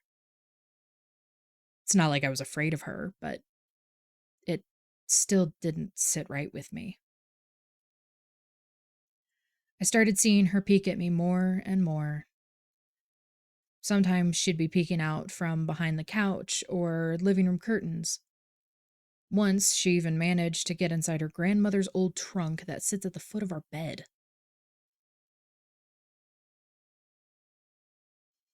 I might not have even known she was there at all had the trunk's old hinges not given her away. She'd had the lid propped up just enough so that only half of her face peeked through. She'd been grinning like an excited toddler. It was unnerving. I didn't even know what to say to her. All I could do was stare. When I finally found my voice, I asked her why on earth she was doing this.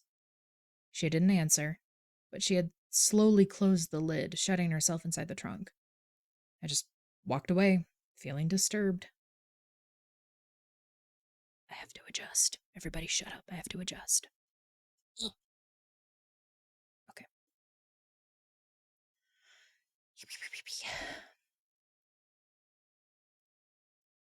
I didn't understand why she was doing it, but it clearly made her happy. I just hoped she would tire of the game quickly.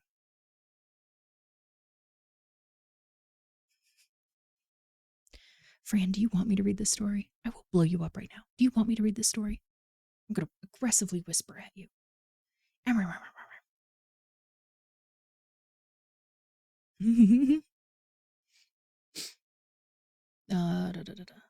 you.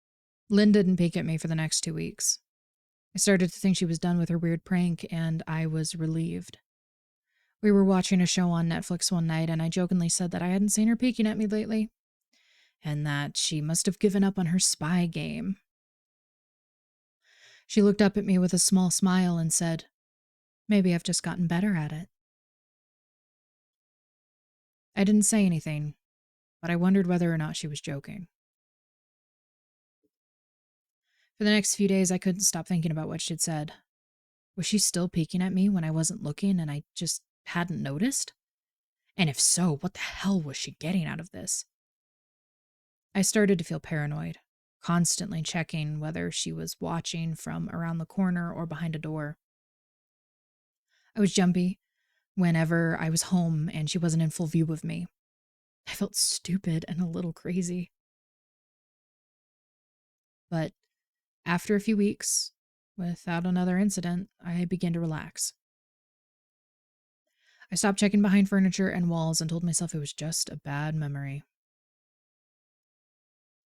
And then a few days ago, things got so much worse. Lynn left to go to a friend's, and I lounged on the couch and played a couple games on my laptop.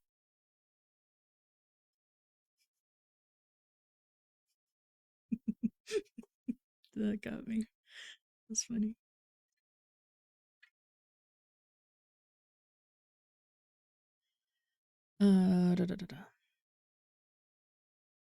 Around 9 p.m., I hopped in the shower and I was washing the soap from my hair. Oh, and as I was washing the guys, what if I graduate? What if I graduate? What if I graduate? Around 9 p.m., I hopped in the shower, and as I was washing the soap from my hair, I felt that awful feeling that I was being washed. I can't read. I can't read.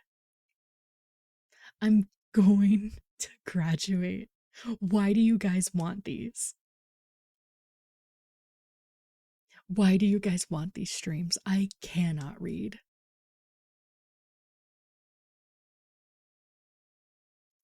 Ah, okay.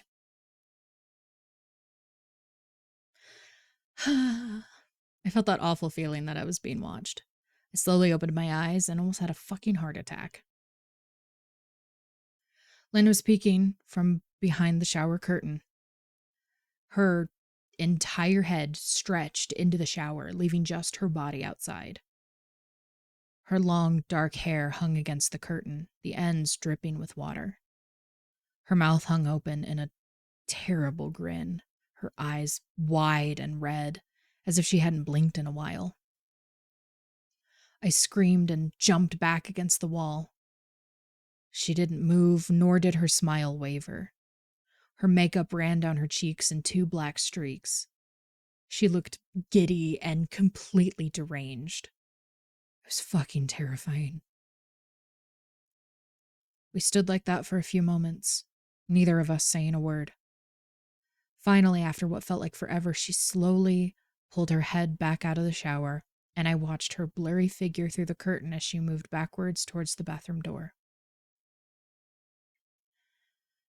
A second later, the bathroom door slammed shut, hard enough to rattle the mirror. I screamed again and jumped out of the shower to lock the door. I stayed inside the bathroom for over an hour. Maybe I overreacted to some of you, but joke or not, I wasn't going to put up with this crazy shit anymore. That's what I kept telling myself as I paced in my bathroom, stopping to listen at the door every few minutes.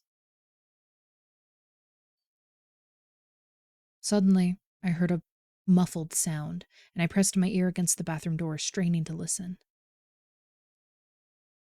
I couldn't hear anything, but I envisioned Lynn standing on the other side of the door, giggling at her joke.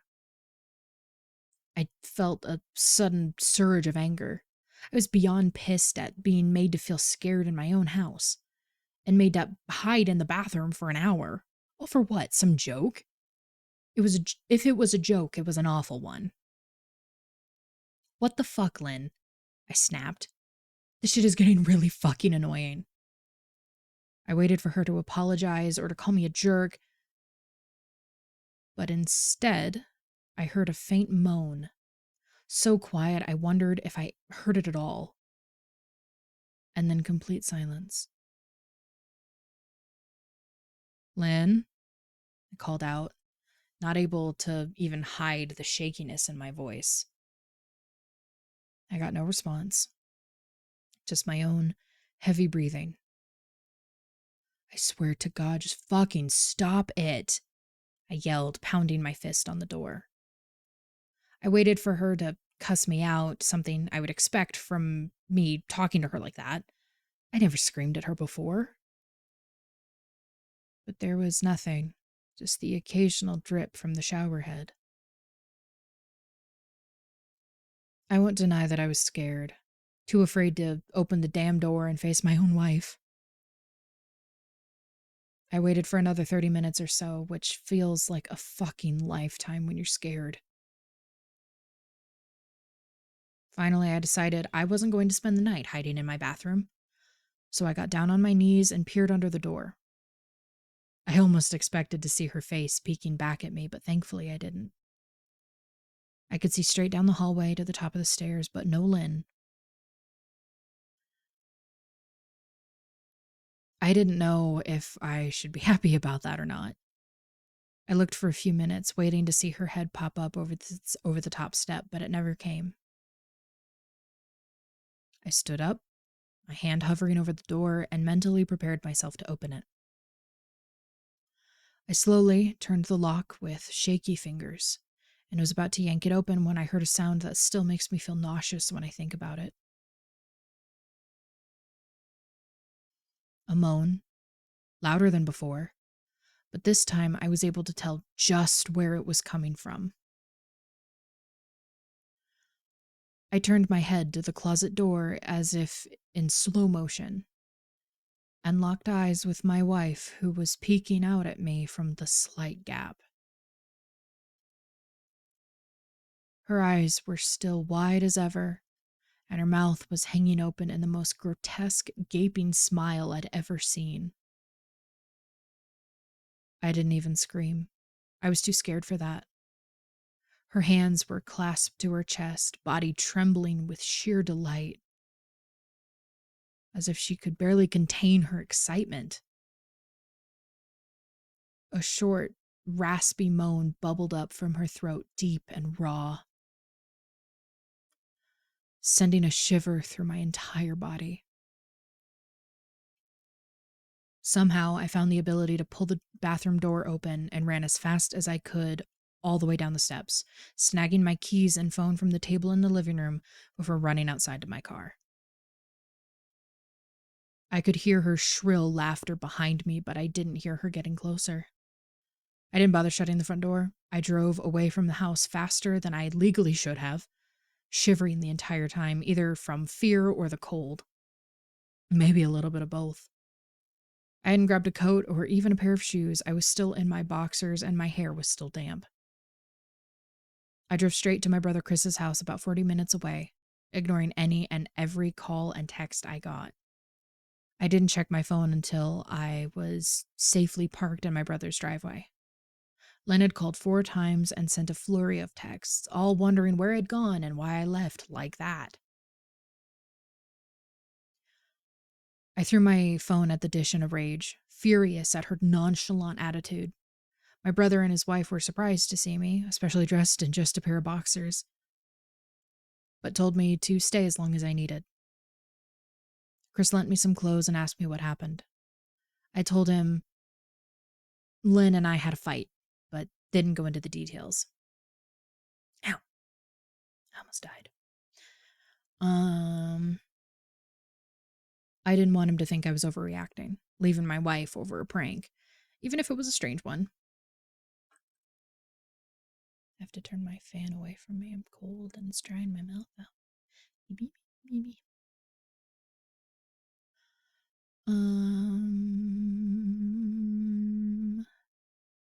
I mean, hadn't I encouraged her for years to lighten up instead of being so serious all the time? I'd wanted her to relax and loosen up, but this was definitely not what I'd had in mind. I tried to sleep on their sofa, but my brain wouldn't let me sleep. Every time I closed my eyes, I saw Lynn's face staring at me from inside the closet. Knowing she'd been in there with me the entire time made my skin crawl. She'd never left the fucking bathroom at all. Instead, she slipped inside the closet and slammed the bathroom door shut to fool me. The mere thought of going back gave me anxiety. I tossed and turned, unable to sleep. Chris ended up giving me a sleeping pill so I was able to get a little rest. My sleep was filled with terrible dreams, all of Lynn's smiling face.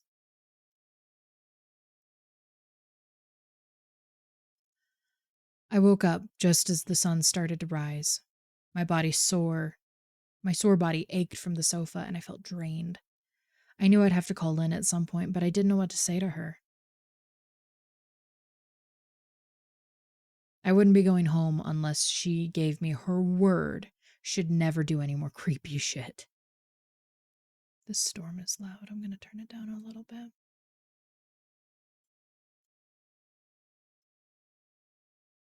I just wanted my wife back. Her normal, serious self never looked so good to me. I was contemplating calling her and telling her that when that familiar feeling came over me. I was being watched. I was staring at the ceiling, my heart in my throat. I didn't want to look away, but the longer I ignored the feeling, the worse it got. My eyes drifted away from the ceiling almost on their own. Her face, was pressed up against the window beside the couch, staring down at me with that same gaping smile. Drool dribbled down her lips, leaving 2 long streaks down the glass. I didn't know how long she'd been there, but something told me she'd been there quite a while, possibly all night. I didn't bother screaming, though I was afraid anger trumped any fear I felt at that moment. I jumped up from the couch and pounded my palm against the glass. Lynn, are you crazy? What the hell is wrong with you? Just go home, I shouted. She didn't move, and her ghastly expression never changed. If anything, her smile only grew, as if she had never been more elated. I could hear Chris and his wife moving around upstairs, as if Lynn could hear them from her place outside. Her head twitched slightly in their direction, and she began to close her mouth slowly. Chris called my name from upstairs, obviously concerned. I turned to see him and his wife Rebecca hurrying down the steps. When I turned back to the window, Lynn was gone. The only sign she'd been there at all was the 2 streaks of drool still dripping down the glass. I tried explaining to Chris and Rebecca about waking up to see Lynn watching me through their window. They were skeptical, who wouldn't be? Chris and I went outside to the spot in the front window, but there were no footprints in the dirt. Just a slight indent. Animal, probably, Chris guessed. And I didn't argue. He and Rebecca assumed I dreamt the entire episode, but they didn't understand, and I was too tired to explain it to them. I called out of work that day and turned my cell off. I didn't want to face Lynn. Just talking to her was too much for me at that point. I really started to believe something was irreversibly wrong with her. That no matter what promises she'd made, would never be the same again. The thought saddened me to my core. I cried most of the morning. By noon, I figured I was ready to confront her. Give her one last chance to explain herself. I could at least give her that after 6 years, I told myself. I turned my phone on and saw the dozens of texts she'd sent, all from a seemingly concerned wife. Can we talk? I love you. Please call me. I'm really worried. Can you answer? Just come home. And more of the same. All texts telling me she loved me, she wanted me home, how worried she was. Not a damn one addressing the crazy shit she pulled, like she hadn't been acting like a character from a Stephen King book. Even her texts were different. She normally texted novels just to tell me to pick up a loaf of bread. You'd think she'd have more to say to me after her bizarre shenanigans. I know it probably seems childish to some of you who are miles away from this situation.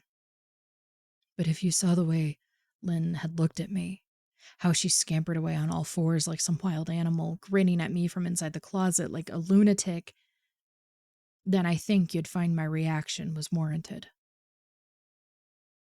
I ended up staying with Chris and Rebecca for another night.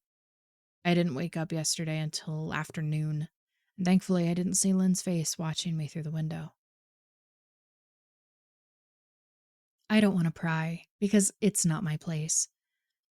But is this fight something that can be mended? Rebecca asked. She'd made us both a sandwich for lunch, and I knew she wanted to breach the subject without wanting to be nosy. I don't know. She's like a different person, I said, choosing my words carefully. I still wasn't ready for her or Chris to know the full extent of the batshit craziness. People change, Ben. But she's still the same woman you married. Maybe you both need to just talk through your issues. Whatever's going on, I'm sure it can be fixed, she said, ever the peacemaker. I think it's beyond that now. I don't think talking would help. I just don't trust her, I said. The words stung in my heart. I missed and loved my wife. But how could I live with someone like that? Living in constant fear didn't sound too appealing. Lynn loves you. She has to be absolutely crushed, she said. I don't know about that, I said. Well, she certainly seemed like it to me. I've never seen her more upset. Very much unlike the Lynn I know, Rebecca said, shaking her head sadly. It took a full minute for her words to really sink in, and when they did, I felt dread worming its way through my skin. Wait, what do you mean? You saw her? You saw Lynn? I asked, my mouth suddenly dry. Rebecca nodded casually, as if that fact wasn't nightmare fuel. Maybe for her it wasn't. She stopped by this morning just after Chris left for work, she said, cleaning the plates from the table. I didn't see her car, though. Maybe she took an Uber or something. Beck, what did she say? Did she come inside? I asked, sweat starting to break out on my forehead. I began looking around, examining corners as though a predator lurked behind them. No. She just asked if you were awake yet, and I said that you weren't. I asked if she wanted me to wake you, but she said no, just to let you sleep, she said as she washed the dishes. That's all? She didn't say anything else? I asked. No. She looked awful, though, like she hadn't slept in days. I think you should call her. I got up from the table and thanked Rebecca for lunch. I'd felt a little bit better at the knowledge that at least she hadn't come inside. Still, I needed to double check that the doors were locked. I sat for a while, trying to figure out what to do next. I didn't want to go home, but I felt that I owed it to Lynn to help her if I could. Hadn't I sworn an oath to love and honor her through sickness and in health? Clearly, she was very sick. If she was sick, which I truly believed she was, I had to try and get her the help she needed. But I didn't even know where to start. I didn't want to call the police, and besides, what the hell was I going to tell them? That my wife was peeking at me? That she was being creepy? As bizarre as she'd been, she still hadn't committed any crime. Not yet, anyway. The police would have probably said that I was overreacting. But this wasn't some prank. It felt wrong, dangerous even. Like something sinister lurked beneath her smile. I knew, as her husband, I was well within my rights to have her committed, but what if she simply acted normal in their presence? She'd obviously been able to fool Rebecca into thinking she was just a concerned wife. As long as the doctors didn't find her a danger to herself or others, they'd have no choice but to release her after 72 hours. I felt lost and overwhelmed. So I did what any husband in my position would do. I called her mother. I didn't want to, believe me. Her mother, Marianne, and I were never on the best terms. We'd never fought or anything like that. She just wasn't a very warm person and wasn't really easy to get along with. She hardly ever smiled, and when she did, only her lips would move into a thin-lipped smile, leaving her eyes as blank as before. She gave off this aura that felt like she was permanently on the offensive. I'd only met her twice, and both times were for such short visits. I got the impression she didn't approve of me for her daughter. Lynn always ushered us out quickly, as she didn't want me to feel uncomfortable, which I was grateful for. Being in her mother's company felt almost unbearable, like walking on glass. I was glad when we moved 3 states away so we didn't have to see her often. I was happy to avoid the woman, but I needed her help. I really didn't want to talk to her at all, but I had to talk to someone, and someone who knew Lynn better than I did. So I grit my teeth and did what I had to do. Yes, she answered, already sounding irritated. Marianne, it's me, Ben. Do you have a minute to talk? I asked, and I could hear her cluck her tongue in irritation. I'm in the middle of writing some checks, but if you insist, I suppose I can spare a moment. What is it that you want to discuss, Benjamin? She said. It's about Lynn. She's been acting strangely, and I was wondering if you had any idea where that was coming from, whether that was something. I quickly was interrupted. It's a bit difficult to follow your rambling, Benjamin. What is it that you want from me? She asked, and I could almost see her standing there in her thin sweater and slacks, tapping her fingernails impatiently on the table. I wanted to know if you've ever noticed any odd behavior or possibly any mental health issues. I asked. There was a long, uncomfortable pause that I couldn't tell was because she was just thinking or something else. Finally, after a few seconds, she spoke. I'm not sure if this is one of your jokes, Benjamin, but if so, I don't find the humor in it. Now I do have business to attend to, as I've said, so if you don't mind, she said, but I cut her off before she could get rid of me. Marianne, it's not a joke. I'm sincerely concerned about Lynn's mental health.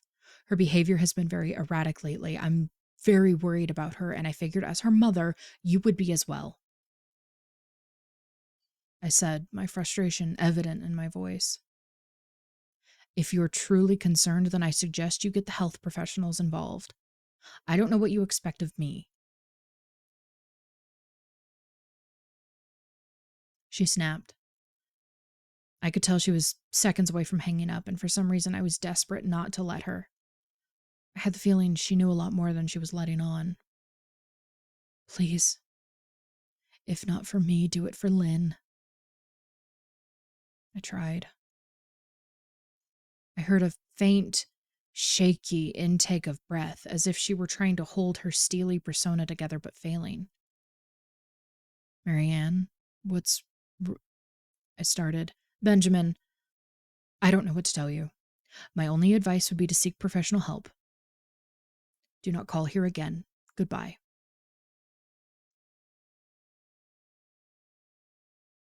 I tried to call her out to her, but she had hung up.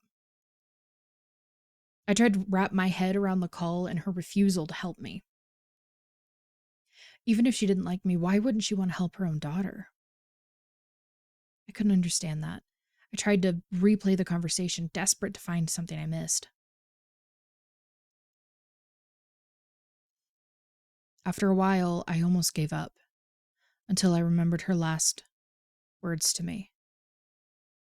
Seek professional help. She'd said those words with a bit of urgency. I could have just been grasping at straws, but no. I was sure her voice had changed ever so slightly when she'd said that, as if they were very important.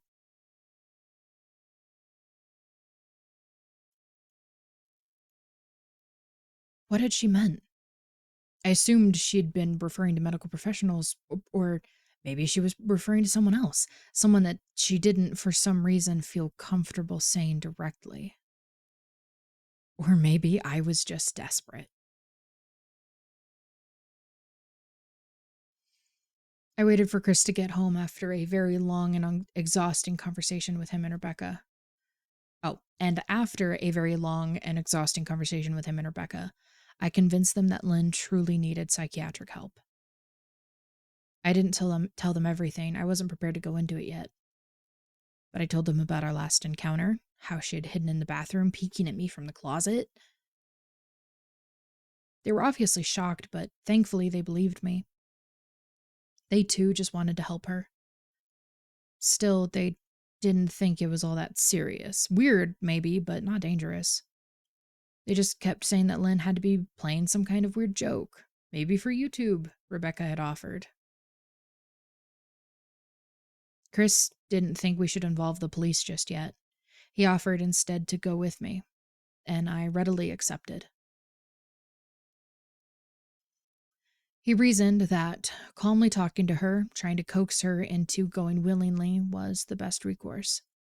I agreed to do it this way. At least I wasn't going into that house alone.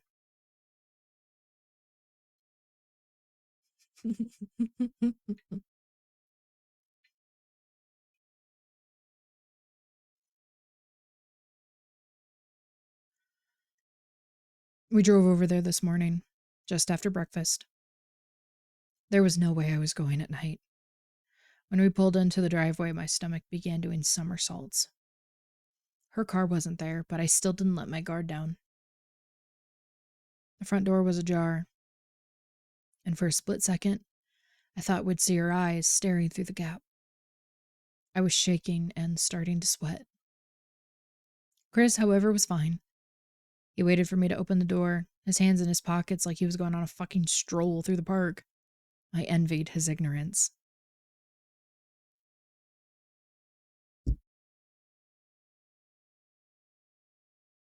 I pushed the door open and was immediately hit with the stench of rot. Chris smelled it too. And he walked in the house behind me with his nose scrunched up. What do you guys use to clean the floors around here? Chris mumbled.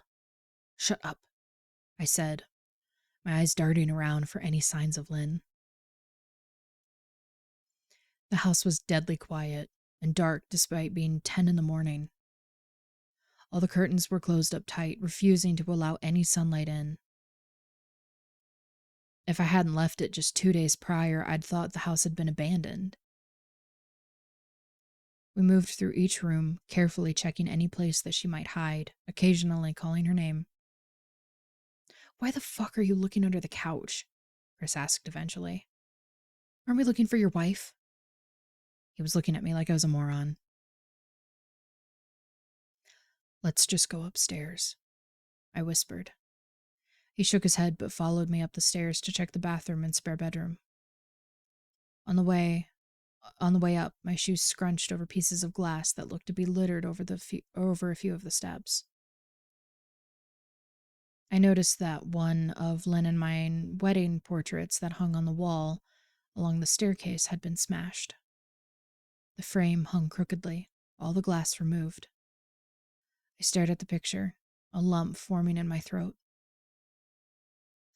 We had taken the photo just after leaving the church, after saying our vows. She looked so beautiful in her white gown. I looked at Lynn's beautiful face. I never dreamed her face would ever be a source of terror for me. We climbed the rest of the steps and checked the spare bedroom, but it looked completely untouched. I was hesitant to go into the bathroom, my fear from that night coming back to me all at once. Chris noticed and offered to go in by himself, but I couldn't let him do that. So, we walked in together, checking the closet and the shower. The bathroom looked as if it hadn't been touched since the night I left. I don't think she's here, Ben. Why don't you pack some clothes and we'll try coming back tomorrow or something? Chris said. I nodded and went into our bedroom and shoved some clothes into a duffel bag. When I checked inside our closet, I came across the source of the smell, and I gagged. Chris took one look and lost all color in his face. He had to go stand by the stairs to get away from the sight and smell. I gazed down in shock at what lay inside my bedroom closet. Soaking into the rug were at least a dozen eyeballs, all carefully laid out in pairs. Some were as large as a quarter, while others were as tiny as a marble. I stared down at the eyes she collected from small animals, and I wondered how she'd gotten them, and shuddered at the thought. Man, I thought it had been bad with Becca's shoe edition, but fuck me. Your wife's in here collecting eyeballs, Chris said, gagging. Ben, I think we should go, he called from the hall. I'm getting nauseous. All right.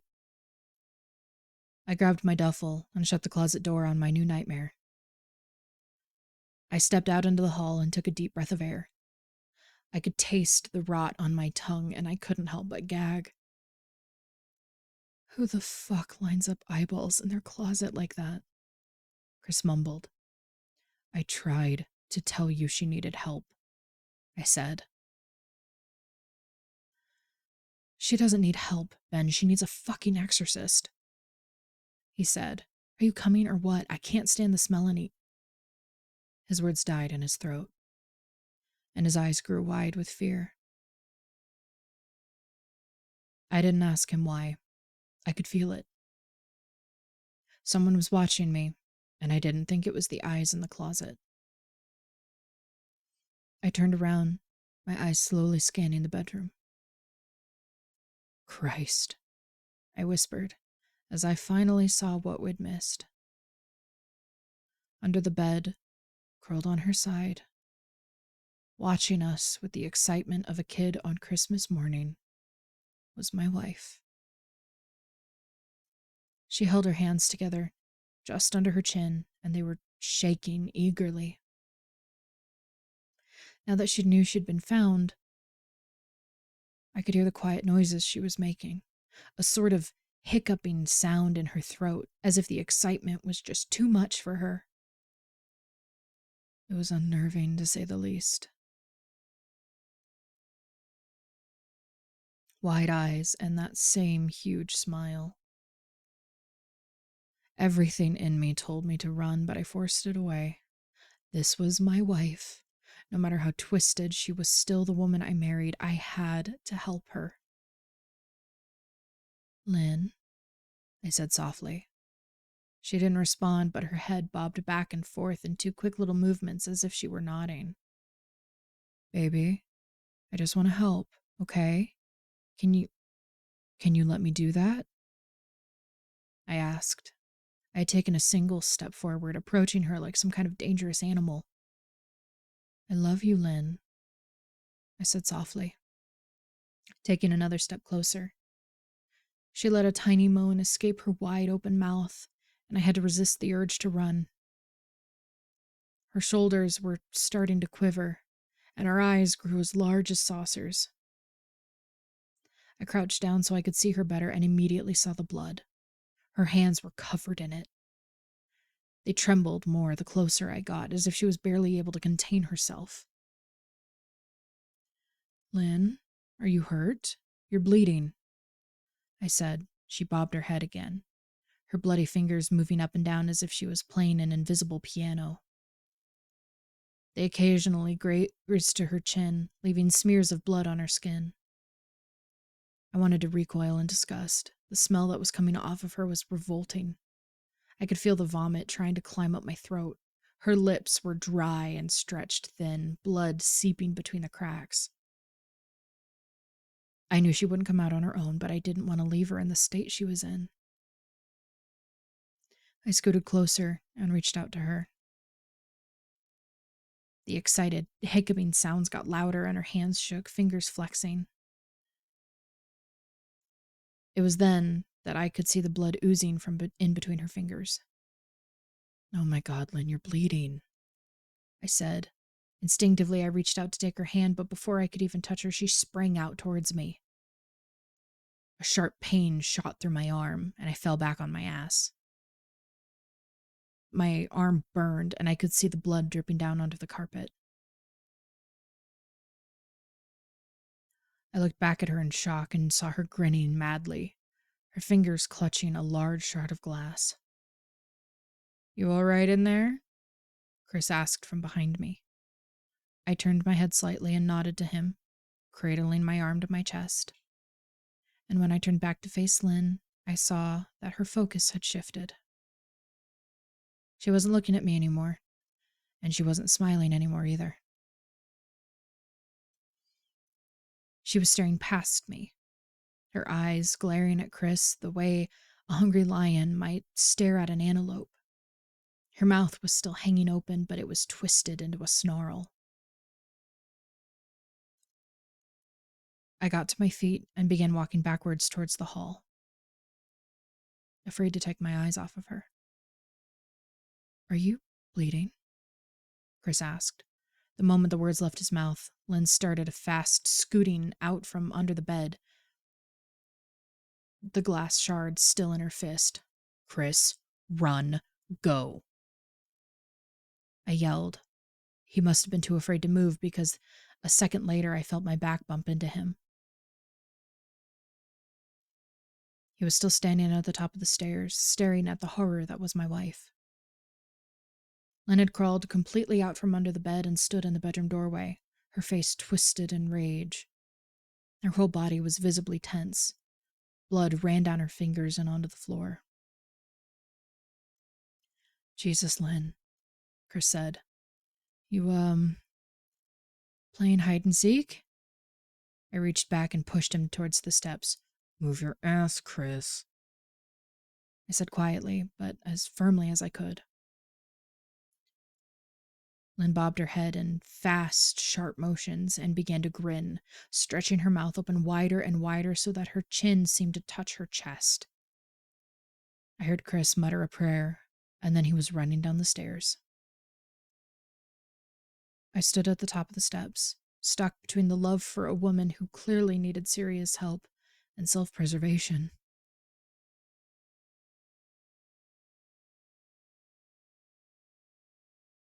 "I only want to help," I said, choking back tears. Her eyes focused on me once again as she slowly lifted the glass, holding it out in front of her. And then she started sprinting towards me, grinning and with utter excitement.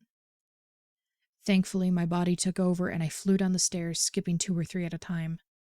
I made it to the front door before I felt her leap onto my back, wrapping her arms around my neck, her open mouth next to my ear so that I could hear those terrible hiccuping sounds up close.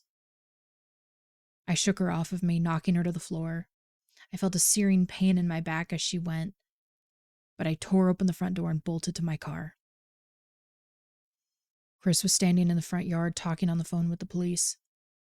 I didn't say a word. I just ran to my car and jumped in. Chris took the hint and followed me, still on the line with 911. I watched the rearview mirror, sure I'd see her there, running after us. But I never did. I went straight to the ER and got 11 stitches in my arm and 3 on my back. The police asked a lot of questions and went back to the house to do a search, but, of course, Lynn wasn't there. They advised me to stay with a friend or a relative for a while, and to file a restraining order as soon as I could. But none of those things would matter. Somehow, I just knew. I dropped Chris off at home and went to a motel an hour away. I wanted to put as much distance between me and Lynn as I could. This is where I've been for the last 4 hours. I thought maybe the police would find her. Maybe they'd get her the help she desperately needs. But now I don't think so. Because 40 minutes ago, I got a text from an unknown number. Just 3 words. "I found you." And a picture attached. The picture was dark and grainy, but I instantly knew what it was. There was no mistaking my wife's eye. I started typing this out immediately after. I don't know what to do. I'm alone and scared. And I can't help but feel that I'm being watched. And that is it. Ooh. Ooh.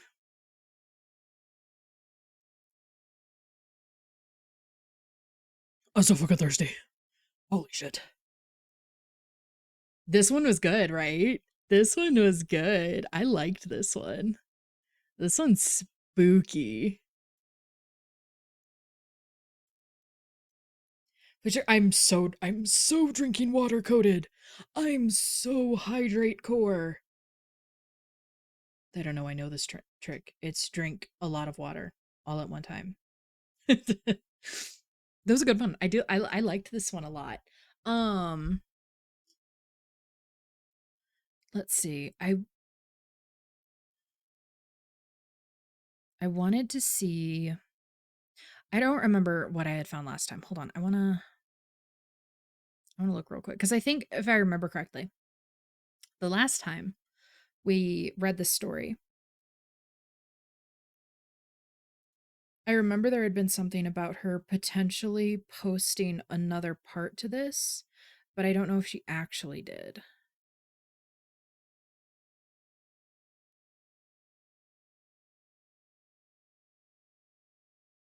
I don't know if she actually did, but I think, yeah.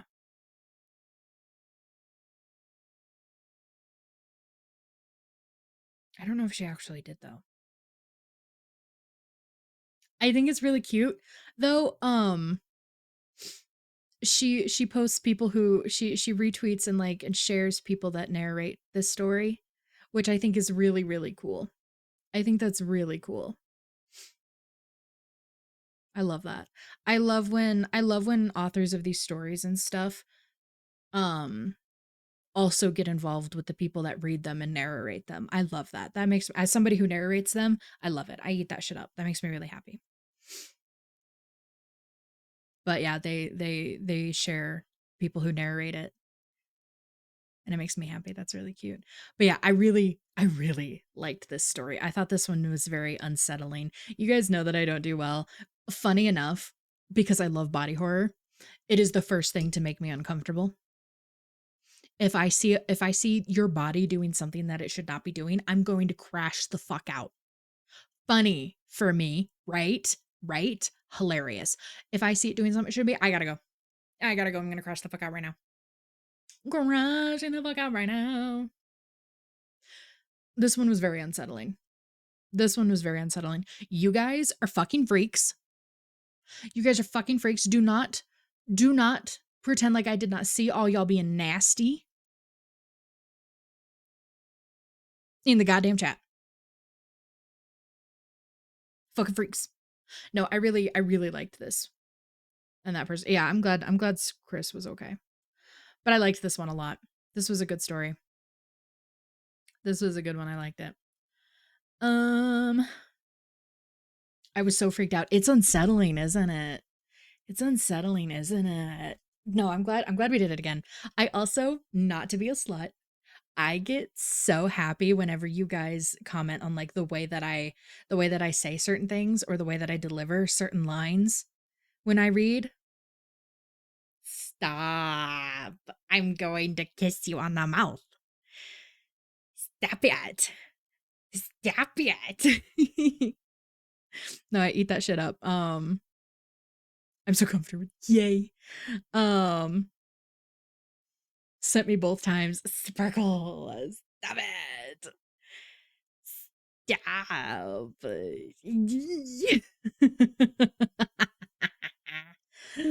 Oh my god. Um Oh my goodness. You're the best at reading, let me tell you. I'm gonna eat you actually. I love reading for you guys. It makes me happy.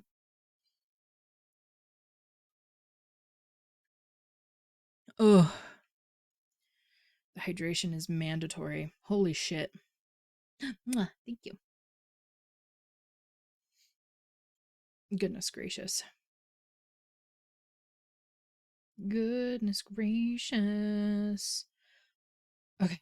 Now I gotta figure out which one we gotta do next. No, I like that one a lot, and I'm glad I got to read it again for you guys. So for those of you who missed it, last time, you got to see it this time. I'm glad, I'm glad, I'm glad.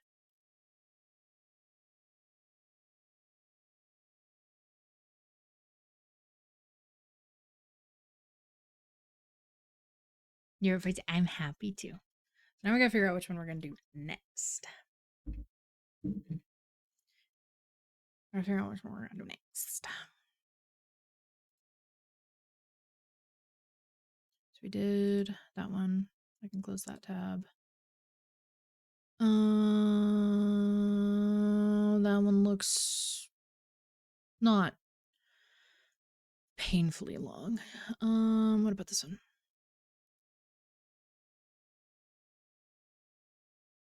I gotta start actually remembering. I think this is the longest one that you sent me. Oh, this one's long as hell. Fox you.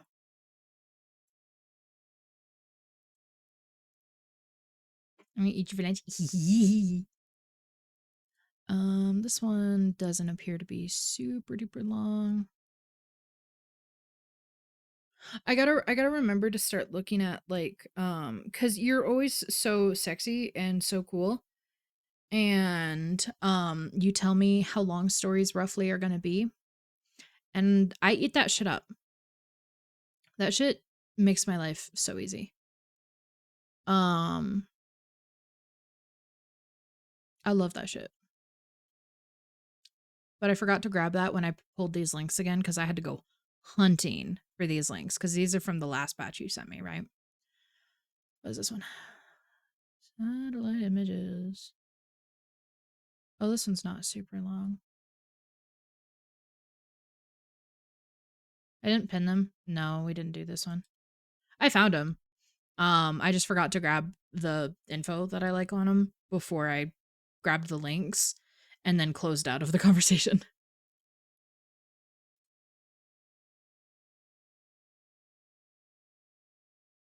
This one's really short. This one's really, really short. We might wrap up with that one.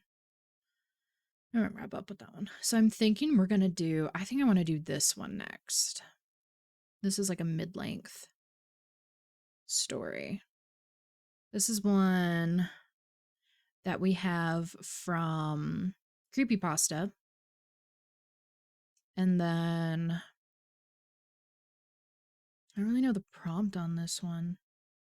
Artifacts and objects is one of its tags.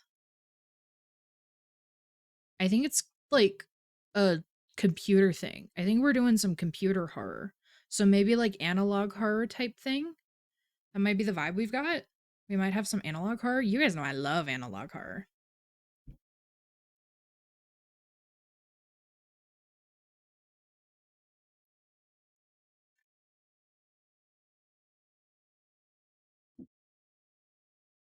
I was looking for some analog. I know you are. I know you are. Pookie Wookie Schnuggums.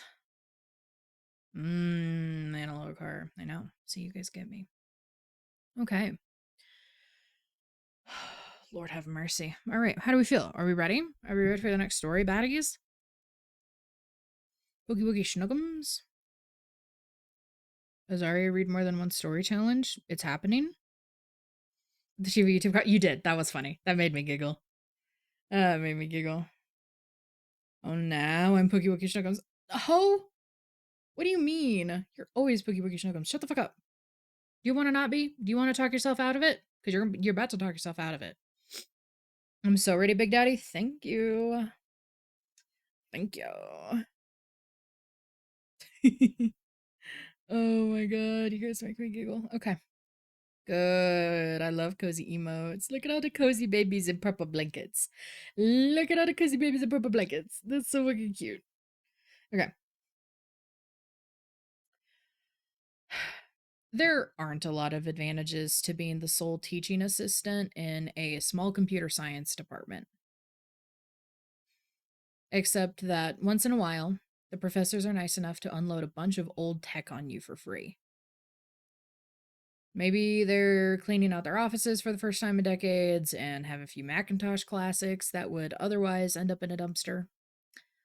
Sometimes the department gives them new tablets and their old ones need a new home. Or else someone retires and everything not absconded with for nostalgia's sake. That was a hard sentence. Hang in there, guys. Oh, Lord. Becomes fair game for scavenging. Courtesy of the faculty's generosity, I have a bunch of old computers, disk drives, motherboards, and virtually any other computer parts or accessories you can imagine, kicking around in my apartment. Tinkering with dated machines can be a great deal of fun. You can practice soldering without having to worry about flushing a bunch of money down the drain if you accidentally brick your machine. When you pull them apart, you might find so called upgrades from years past that seem genuinely laughable now. Like the 32 kilobyte deluxe memory expansion card I once yanked from a 1995 laptop. And let's not forget the charm of obsolete archival media. Remember the zip disk? No? Figures. Well, even if you're not a geek, tech geek like me, you can at least appreciate the best of my perk system, discovering ancient computer games that nobody else remembers, and actually having the wherewithal to play them. I knew you would, you. I knew you would, you fucking nerd.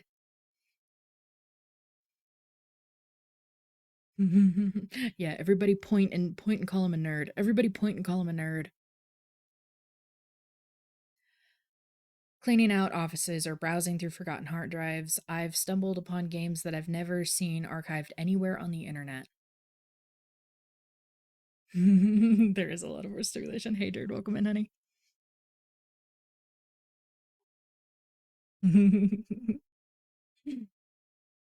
um, some of them even existed before my parents did, and I've been able to play every last one. Why are my guts being rearranged? Like, I'm not complaining, but why? You can't pretend no gaming until you've played something on a legitimately floppy disk. Anyway, since I'm given first dibs on any abandoned tech, the department let me raid the office of some adjunct whose name I never quite learned, not having interacted with him all that much, who must have followed through at last with his vows to quit his overworked and underpaid position. I didn't blame him. I heard he made less than I did, and I don't hold a degree nearly as advanced as his.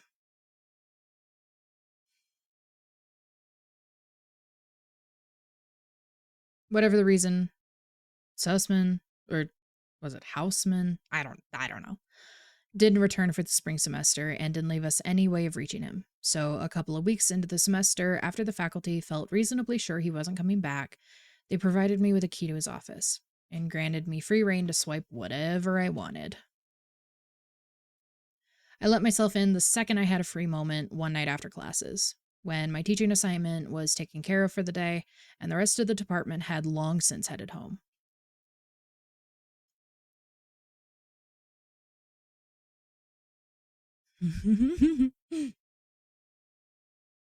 The building was dark by the time I arrived, but the motion sensor lights fired up the ones I set foot inside, flickering into existence one by one as I made my way down the hallway. The adjunct's office didn't have a nameplate on it. I'm told few even have offices, for that matter. Consequently, I found the correct room only after I'd tried and failed to open an unmarked broom closet with my new key. The office might as well have been a broom closet, though. It was barely larger than a bathroom stall. On top of that, it didn't have any windows, and the only light came from a single dingy, incandescent bulb dangling from the ceiling. It didn't have a light switch either, so I had to fumble around in the darkness until I could find and tug its pull cord. No wonder the poor guy quit. Who could be expected to work well under such conditions? Once the dirty light washed over the place, I could see everything that Professor What's his name left behind. It looked pretty unremarkable to me at first glance. He'd somehow coerced a desk into the cramped space and found a chair to join it. Both of them wobbled at the slightest touch. A bulky cathode? Huh? Monitor? It's a monitor. That's all I know. Occupied most of the desk's surface, while a keyboard and mouse perched on what space was left in front of it. Shoved into a corner, a stack of coding textbooks had begun to. Thank you, everybody. Thank you. Thank you. I have half of a brain cell. I'm glad you guys have more than I do. Thank you. Thank you. Thank you. Thank you. I don't know what the fuck you guys are talking about, but thank you. Anyway. Shoved into a corner, a stack of coding textbooks had begun to gather a thin layer of dust. One sight struck me as pretty odd, though. A cup of coffee, still almost entirely full, had been set beside the chair and evidently forgotten.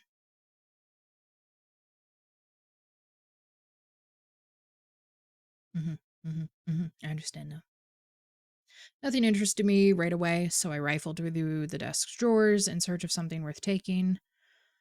Pens and pencils clattered inside, rolling off piles of coffee stained lecture notes and small hordes of secondhand office supplies. In short, nothing worth the effort. You guys are all so old.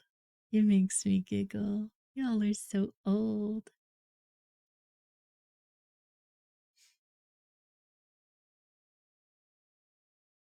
Which came as no great surprise. I'd expected that. If I were to find any prize here, it would be the desktop tower that he had neglected to take with him. So that's exactly what I went after. The monitor's cord trailed behind the desk, leading me to a grimy but sturdy looking Dell that still had a 3.5-inch floppy drive installed. I didn't have a shortage of floppy drives or anything, but I decided to swipe the machine anyway. You can never have enough spare hardware, after all. Besides, I wanted to scope out what kinds of files that he kept on that computer. Sometimes that's where all the real treasure is. The hour had grown late by the time I returned home, but I couldn't resist staying up a bit longer to peruse my new acquisition's contents. Shut the fuck up. I hooked the computer up to one of my flat screen monitors, introduced a keyboard and mouse, plugged it into the power outlet, and went to the fridge to retrieve a high caffeine soda while I waited for the machine to boot up. Once I came back, a green glow had saturated the screen, dousing my keyboard and desk in sickly colors. The usual boot dialogues for a late 80s OS appeared, written in green, low pixel characters. That's strange, I thought. Most early operating systems and programs only looked green because of the monitors they used. The visuals themselves, under ideal circumstances, were simply black and white. And my current monitor was pretty close to ideal. I figured it was probably a custom OS coded to look green for nostalgia's sake, like that word processor Darkroom. I also found it strange that he hadn't locked his computer with a password. But I was too excited by my new toy to think about it too much. The OS had a GUI comparable to the oldest Apple offerings, so I had no trouble navigating it. To my astonishment, the icon for the floppy drive indicated that a disk had been inserted. How had I missed that when I first inspected the computer? Sure enough, the ejector button on the tower protruded like something had been placed inside. I poked it, and out popped a deep red floppy disk. I slid it into my hand. A label on the disk's front, written in black marker with the most compact penmanship I'd ever seen, read simply, Toter's Maze. Was it a game? If it was, I'd never heard of it, but then again, I was always unearthing titles I'd never heard of before in my office excavations. Maybe it was a... Oh my god, is it really? Stop, that's so cool. Welcome in. It's good to see you. I hope you're doing well. I hope you're having a good day. Oh, where was I? On today's edition of Losing My Place. What the fuck? I can't read. Another Azaria to collect. I know we'd collect them. All of the Azarias, they're mine. They go into my pocket. Thank you. Thank you. Lesbians. Gotta let them through first. Hold on, let me drink water before we get back into it. Okay. Oh.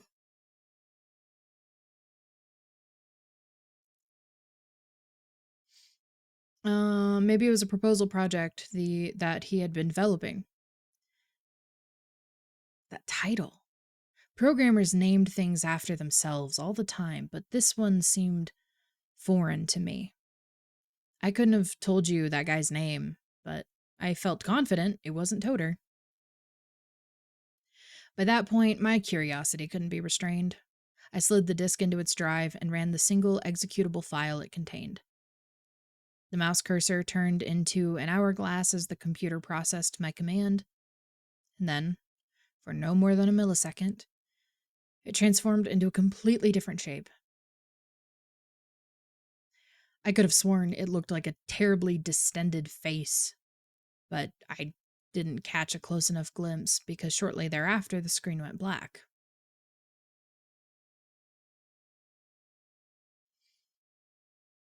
Oh god, the computer shit I have to read, and if I fuck it up, the computer nerds in chat are gonna blow me up.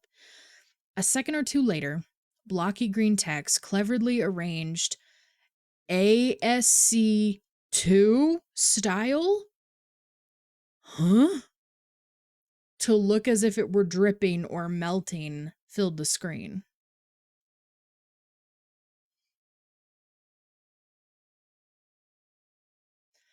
What? Why? Why is it ASCII? Why is that a thing? I hate computers. God damn it. Why is that a thing? Why is that a thing? I hate it here. Computer nerds, it's just you. Your code for information nerds, you fucking nerd. Anyway. Toter's Maze appeared in gigantic font with a single red dot punctuating the center of the O, resembling a pupil caught in a camera flash. Beneath the title, a substantially smaller font presented me a binary command. Begin, yes, no. I want you guys to know, so the yes, no, it is YN on here, it's YN, and I want you guys to know that I am clearly a fan fiction writer and not a computer nerd, because I was like, begin your name. Okay. And I was like, wait. Yes or no? It's a question we're asking. Yeah, okay. So I just want you all to know that. I just want you to know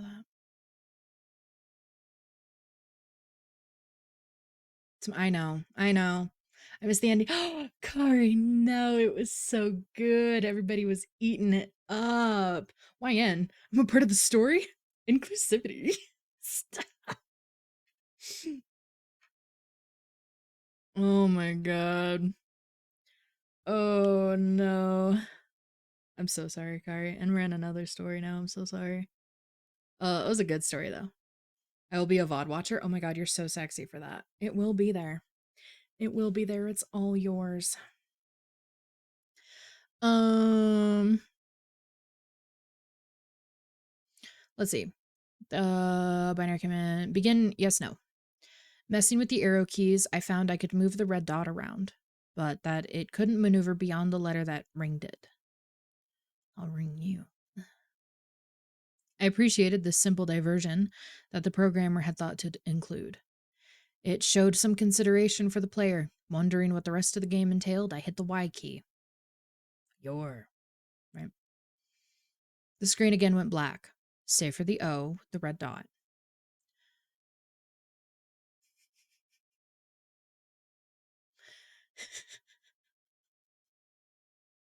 I love my wife. I love my wife. Small green letters began to appear one after the other, with seconds-long intervals between them, as if they simulated someone making a tentative remark. Eventually, they finished spelling their message. Are you sure? Yes, no. What a bizarre feature, I thought. Usually you saved something like that for quit functions, so that a user doesn't accidentally lose all their progress from a botched keystroke. The unexpected dialogue only made me more curious. I pressed Y. At that,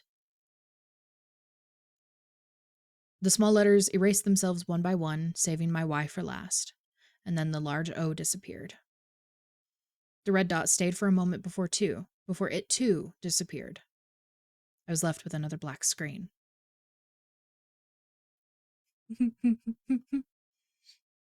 I gotta say, I'm kind of really glad that we're reading this one on a day that you is here because I know he's eating all this nerd shit up.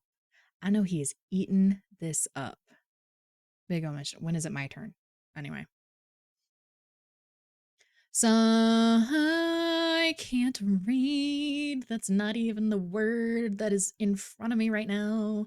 Soon some text seemed to float up from the blackness, like bubbles rising from a deep pond. What? What do you want? What do you want?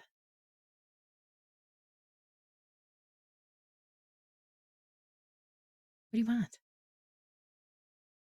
What are you looking for? What do you want?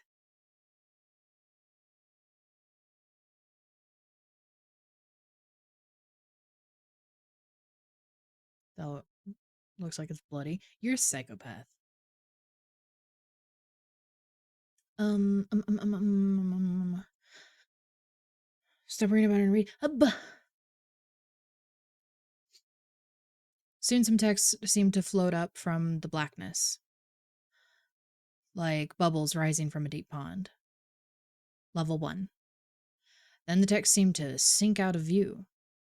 After it disappeared, a bunch of angular green lines drew themselves into existence, forming a kind of labyrinth that looked like a simplified view of an intestinal tract. Fuck. It wasn't much of a maze, though. There was only one route available. No branching paths, no dead ends.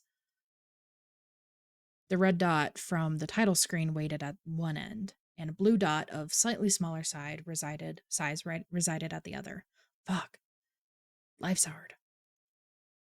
I presumed that I controlled the red one, and I was right. I could navigate the red dot with the arrow keys. It moved at a much brisker pace than I imagined. If I drove it into one of the green lines, it stopped moving. The game imposed no penalty if I did. I suppose there was no objective other than to reach the blue dot, so I started guiding the red dot toward it. When the two dots finally touched, the blue one simply faded away.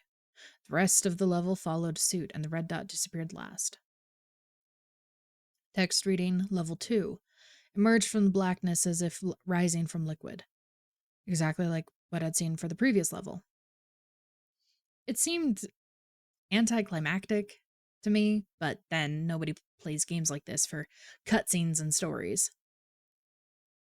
I figured the difficulty would amp up, at least, and perhaps make for a more entertaining experience. The second level proved no more challenging. It drew a square that took up half the screen. The red and blue dots both appeared inside on opposite corners. There were no obstacles. By no stretch of the imagination could it be called a maze. It seemed Toter had used up all of his or her imagination for the title screen. Needless to say, the level didn't take me long. Curiously, the victory animation was a little different this time. Instead of fading outright when I touched it, the blue dot disappeared line by line. Each successive section seemingly absorbed into the red dot as it vanished.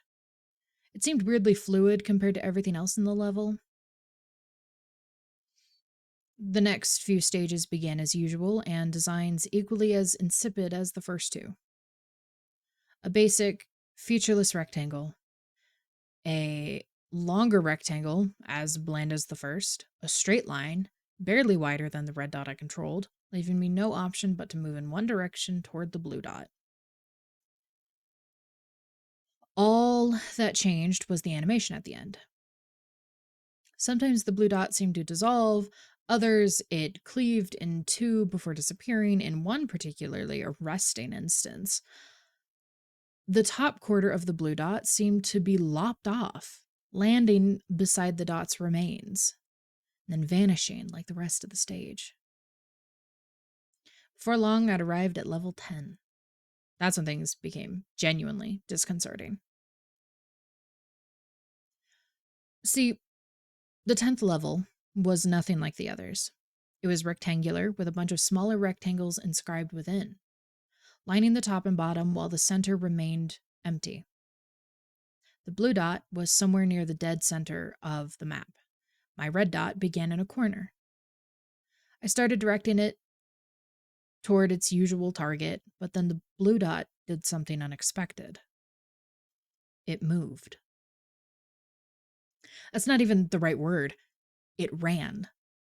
As my dot drew closer, it inched over by a pixel, as if it had heard something and turned to check out the noise.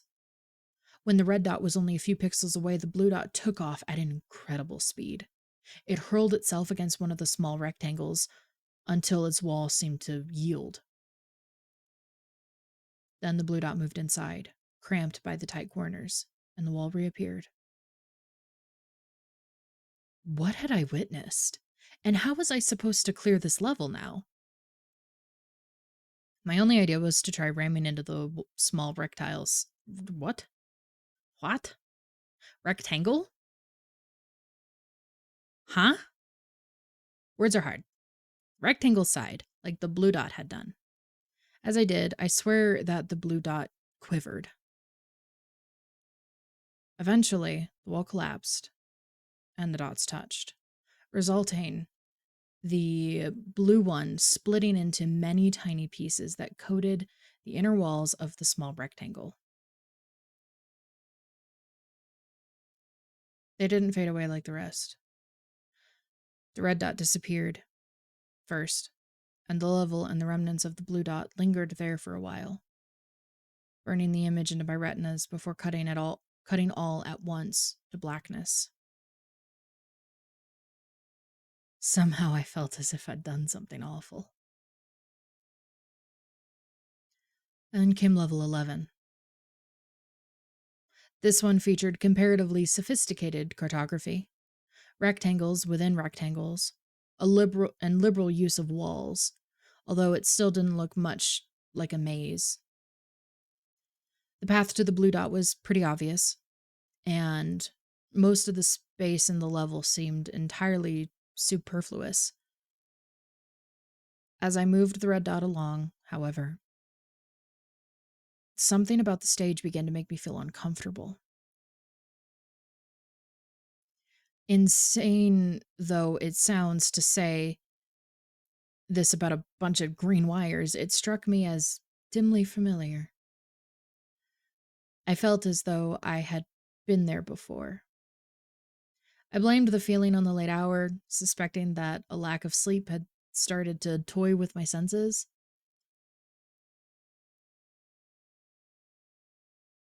When I reached the blue dot, its shape didn't change. The color drained from it, top to bottom, until I don't know why these were the first words to enter my mind. A gray husk remained. I told myself I sounded crazy, but I couldn't reason away the dread I had begun to feel. It weighed on my chest, constricting my lungs, adding to my panic with each breath. Somewhere in my fight for air, I realized why the 11th level looked so familiar. It looked uncannily like the floor plan to my stepfather's house. How many levels were there left in this bizarre game? Even one was too many. I didn't want to play any longer. I pressed every key on the keyboard, but none of them, nor any combination of them I could think to try, let me exit the program.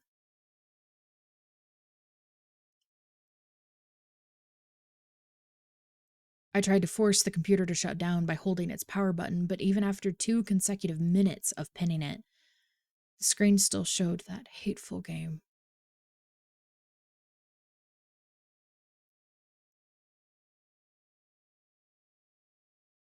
All the same, I couldn't bring myself to pull the plug on the machine. I somehow believed everything would stay on even if I did yank the tower's plug from its socket, and I doubted I would react well to the sight. As if reading my mind, the level finally began to change. Instead of the entire thing fading to black, however, the red dot grew in size, expanding until the whole screen shone red. If migraines can be said to have a color, that red would be it. It seared my eyes, and when I held them shut to guard against the scorching pain, the imprint of a horribly distended face glowed against my eyelids.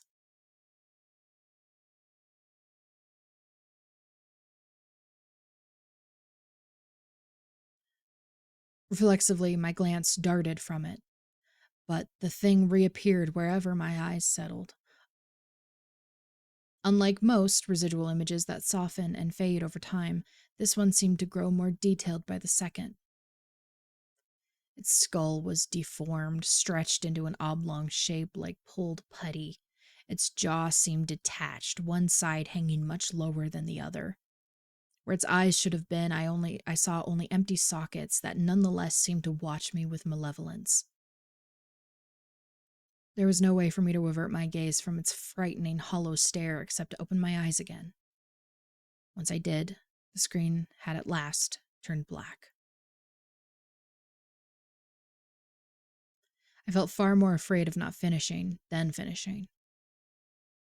So on I went to level 12. I recognized this level too. It clearly matched the floor plan of the computer science department, being almost an exact replica of the fire escape diagrams I'd seen posted on the walls there. The level's blue dot ambled about the stage, pausing at certain points while swaying back and forth over them. The red dot lingered in a small room that corresponded to the location of the adjunct's office. It's only a game, I chanted to myself like a mantra. It's only a game.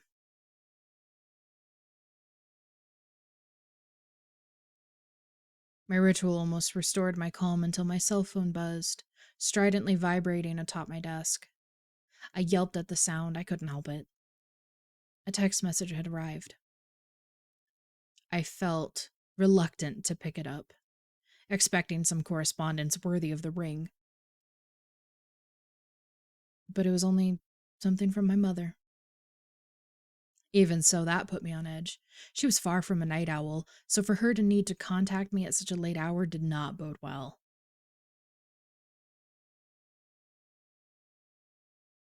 Something's happened to Ron, the message read. Ron was my stepfather. I don't know what. Blood everywhere. I don't understand. Have called police. Too shaken to talk right now. Call me soon, please.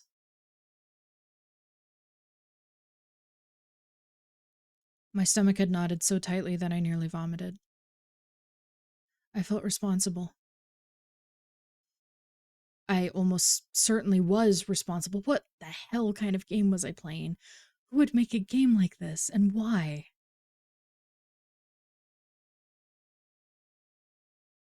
I couldn't finish the thought before I ended up disgorging my soda onto the floor. I slumped forward, the sting of stomach acid hot in my throat. As I pulled myself upright, I glimpsed the slow, deliberate movements of the blue dot on the screen. Based on its patterns, it probably indicated a member of the custodial staff. That poor fool had no idea what horrible fate awaited. For that matter, neither did I. I could only imagine, but didn't much want to imagine what the red dot signified. My creative powers couldn't begin to fathom what it would do to its next victim. It was too much. I couldn't knowingly kill somebody. I would never forgive myself for the deaths I had accidentally caused. But I didn't have to allow any more to happen. I was better than that. I would not be an accomplice to murder. I pushed my keyboard aside and stared at the screen with defiance as I pondered what to do next.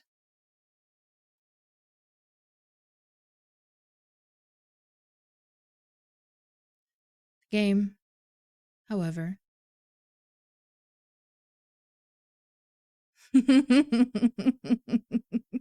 Hello, sweetheart. Welcome in. I did, in fact, cast a spell on you. It's true. That is exactly what I did. Welcome in, hun.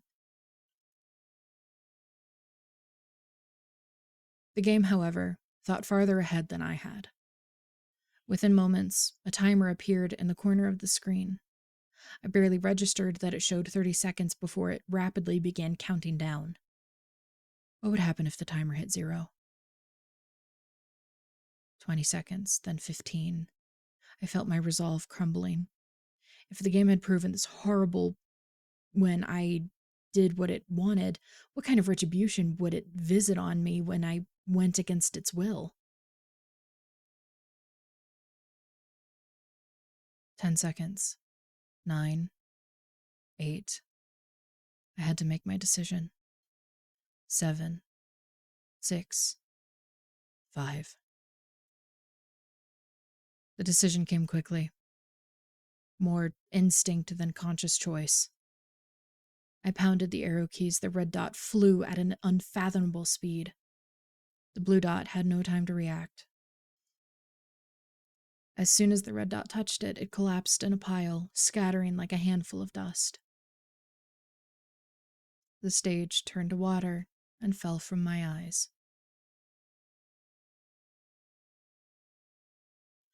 By the time I had dried them, that hateful green font had risen. Final level. Stage 13. How auspicious. At least it couldn't torture me nor anyone else after the last death. I almost felt grateful that there would only be one more, and tried to think of his or her demise as a sacrifice to the well-being of everybody else. It would be almost a good thing, ending this horror once and for all. I had a moment of panic as it occurred to me that the game might try and pull a fast one on me. What if the final level featured an abundance of blue dots? Like a crowded shopping mall on the other side of the world or something. I couldn't do that. At least I didn't think that I could. The text gradually disappeared. The level's blue and red dots appeared first, one of each, with almost no distance separating them. I began to heave a sigh of relief, until I saw the map. It was my apartment, rendered in harsh green pixels. I whirled around in my seat. I couldn't see anything in the darkness, for my eyes had adapted to the brightness of my monitor. I thought I had detected a faint red glow on the walls around me, even though the only light source in the room was emitting green. I felt my body begin to lock up, starting with my legs. The tension worked its way up my body until it settled in my jaw. My muscles clenched so tightly that I thought I'd drive my teeth into my skull, but I couldn't help it. I'd never known fear so intense. There were no sounds but the pulse in my ears. No movement around me but the flicker of shadows and the burgeoning red light. I wheeled myself back to the computer screen. It was completely awash in blinding migraine red. I clenched shut my eyes. Deep in my own darkness, I spotted a flicker of red. It drew closer and closer. I didn't even need to see it to know what it was. That face, that thing I had unleashed had returned. It came so near that I thought I could feel it breathing on my face. I opened my eyes. The face had overtaken the screen. It glowered at me for a moment. Then its maw widened, revealing a dark, cavernous hole. It swallowed every pixel, plunging my room into blackness.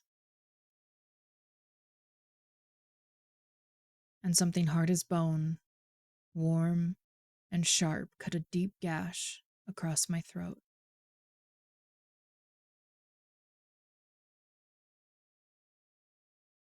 And that's it. That's that one.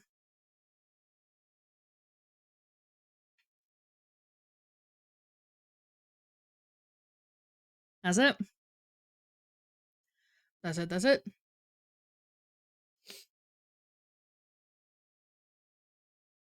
That's it.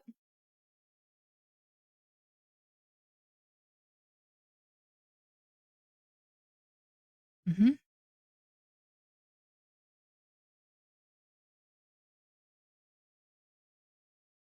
In a narrative perspective, yeah, that's like what the first comment says. They were like, loved the writing. Kind of weird that he died at the end. How was this written from his perspective otherwise? She got more tech. Oh my god, you fucking nerd. No, that was an interesting one. That was an interesting one. I don't think it was one of my favorites. It was a little silly. But for how short it was in the afterlife, I see. But for how short it was and for what they were trying to convey, I thought it was good. I liked it. I liked it. What an experience.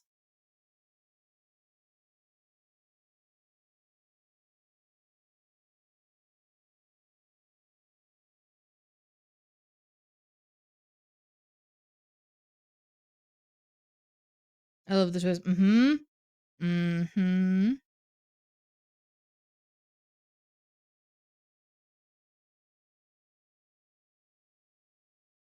Oh, interesting. Interesting. I'm looking at stuff. Hmm. Hmm. Okay. No, that was a funky one. I liked it. I liked the old computer game horror thing. I think that trope as a whole is fun. Oh my god. Oh my god, reading is so hard. Oh. Whoa, whoa, whoa, whoa.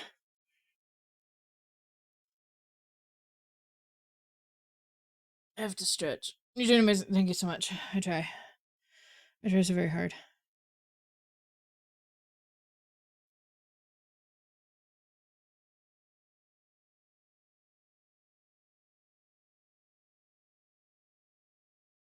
Oh my god. We might. How do we feel? Give me thoughts and opinions, everybody. How do we feel about me doing a short one and probably, oh my god, and probably rounding it off with that one? Not very long. Lots of words. I'm feeling great about a short one. Okay. Okay, good. I love it. I'm here for it. I'm here for it. I'm with it. Because the other ones that I have are not super long. Well, okay, so one of them is like really, really long. The other one is like moderately long. This one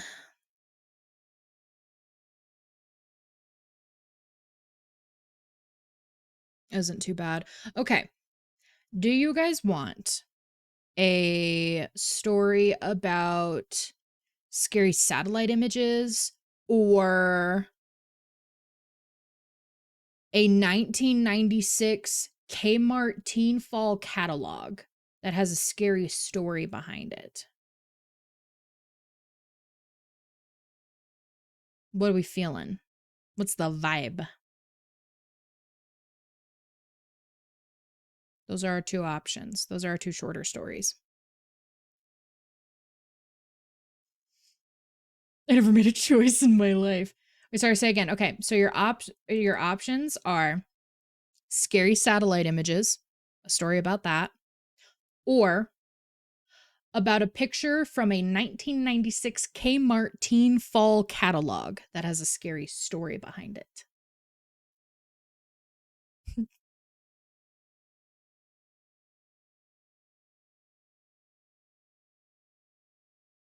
That's so unimaginably specific. There's a link attached to this story too, which I'm assuming is the picture that they're referring to. You could not pay me to click on it, but I'm assuming that's what they're referring to.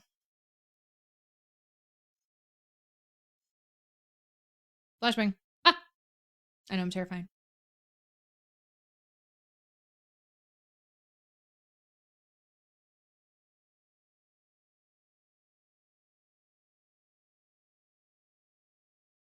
Unsurprisingly, I agree with my twin and vote satellite. Okay, we will do our satellite story.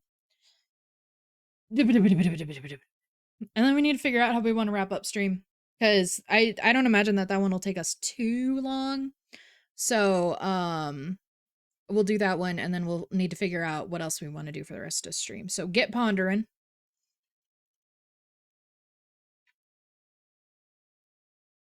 Okay, I've hydrated. Okay, I knew you were gonna say that. Okay, ready. A few years ago, I was in a car accident. Since then, I really don't leave the house that often. It's difficult, and the idea of seeing a car drive by me makes me feel lightheaded. One day after the crash, a friend of mine showed me Google Maps. I'm sure you've seen it. It lets you use satellite imagery to look at locations all over the world. I was fascinated by the fact that I could see anywhere I wanted. I could virtually walk down streets, and it almost felt like I was actually there. I became instantly hooked. This is just a story about my dad, I guess. My dad loves looking at random shit on Google Maps. I became instantly hooked. It gave me a real eye on the world. I could go to almost any major city, and I did. I'd seen streets in China, Japan, Germany, England, so many places. I'd even gone to tourist attractions like the Great Barrier Reef and Dracula's Castle. God damn it, Shiva. My favorite thing was to go to random places in major cities and see how many people and animals I could find.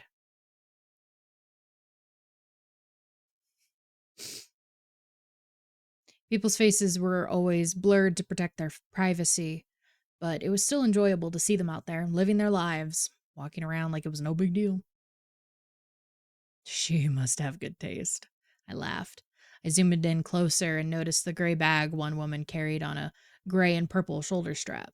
She was walking in a relaxed manner, her left hand trailing the wall beside her. Bet if I could have seen her face, she would have been smiling. I began to feel a little sad. I let my hands fall onto the arms of my wheelchair and looked at her for a minute more. I wish that I could be there, walking so carefree with her. That wouldn't happen until I died, though. Until then, I was stuck in a wheelchair. I sighed and zoomed out of Tokyo. Enough of this for tonight. I turned off the computer and went to bed. Got up early and decided to look around Paris. Paris was always fun. I liked the look of the city with all the old, beautiful buildings and so many people to watch. I randomly zoomed in to an area and saw a street lined with old brick buildings, a few small shops, and an old tan brick church. Ahead was Ahead was an intersection with dozens of people walking by. A balding businessman moved quickly past, looking back at an old woman whose hair was covered with a scarf, carrying a large purse. A curvy woman in black pants that were too tight stared through a store window. Two other women led a group of small children around a corner. I spun the view around a few more times and then saw something peculiar. That's a word I can't say. I tried. We almost got close. I can't say that word. Sitting on the bench at the bus stop were two people. You're so cute. I can't say that word. How many years am I going to suffer trying to read to you guys, but people are hell bent on using a different word for strange that I cannot pronounce, no matter how hard I try. Every day I wake up. Every day. Life is so hard. And it doesn't matter how many times people try to help me pronounce it, how many times they have me sound it out and then say it. If I just try to say the word, I can't say it. Anyway. Mm, mm, mm, mm, mm, mm, mm, mm. Sitting on the bench at the bus stop were two people. One of them was a young woman with her feet stuck out in front of her in a relaxed manner. She was wearing a pair of red sneakers like my own. I was startled for a moment as I noticed the black pants, white t-shirt, and black hooded jacket. Her dark brown hair was tied loosely behind her head. A gray bag sat on the bench beside her. The shoulder strap hooked over her shoulder. This is crazy, I thought. It can't possibly be the same woman. This is a different country, different continent even. How could it be her? This was stupid. It wasn't as if these were live photographs. They were taken ahead of time and then stored. It's not like she was in two places at once. She could just be a traveler. Besides, without seeing her face, it was impossible to tell if it was the same person. Brown hair was probably the most common hair color in the world. Those red sneakers were something I purchased online. I'm sure a million of other people did too. I shook my head and went to fix some lunch. When I got back online, I decided to visit Berlin. I picked a random road as per usual. It looked pretty empty. There were brick buildings lining the streets, looking more like factories than anything else. There were also two empty lots full of grass and piled gravel. There was a line of motorbikes and a car with two German flags sticking up from it, but really there wasn't much to see at all. After more searching, I found a kid. He looked like he was dressed for school, a jacket thrown over his bag. He was gazing intently at some kind of mobile device. I was disappointed. I started to leave, but then I caught something out of the corner of my eye. I turned the view, and there they were. Those damned red sneakers. She was standing on the street corner, next to some kind of signpost. She had one hand on the post, looking down at the street, as if she was waiting to cross it. I stared in shock. How could she be there too? Even if she was traveling, there was no way I'd find her every time. Even finding her in Paris would have been one heck of a coincidence, but this? This was crazy. Was this some kind of joke? Had Google decided to play a prank on whichever accounts used their product the most? It would have been a great joke. I did a quick search, looking for anything about a woman that shows up like Waldo. There was nothing.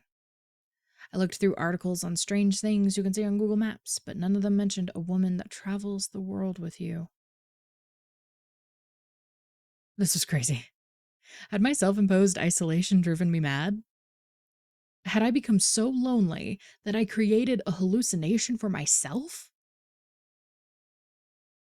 Leaving the Berlin image on my screen, I sent a text to a friend, asking him to look at the locations himself and tell me if he saw the same woman.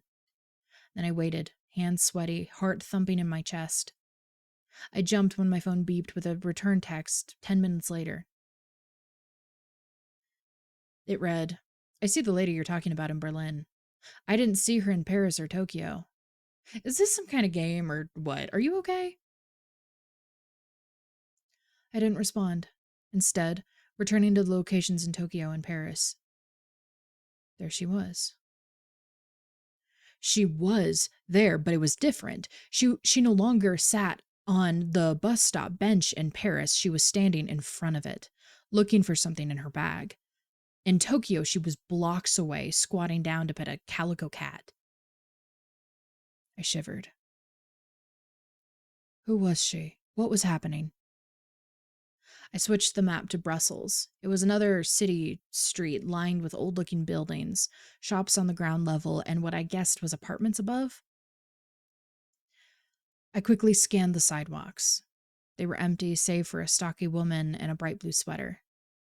I did a second sweep. She wasn't there. I sighed in relief. I couldn't believe I was getting so worked up over this. It was nothing but a coincidence. I stopped, my eyes frozen on the screen. There was a building at the point of a fork in the road. white with black ironwork framed black wow white with a black ironwork framed balcony jutting from the second floor. I hadn't seen her as I had been looking at the sidewalks. There she stood, standing on the balcony, her head tilted in the direction of the camera, almost like she was coyly looking toward me. My breath caught in my throat. I switched to Sydney. She was leaning against the wall inside the doorway of a bright blue Carrick's pharmacy building. London showed her getting ready to step onto a red double-decker bus. Her head turned to look over her shoulder.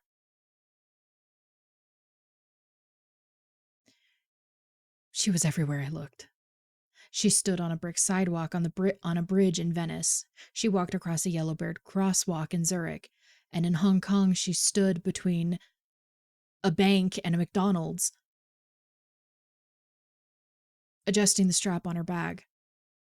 In each picture, she came closer and closer to looking directly at me with her blurred-out face.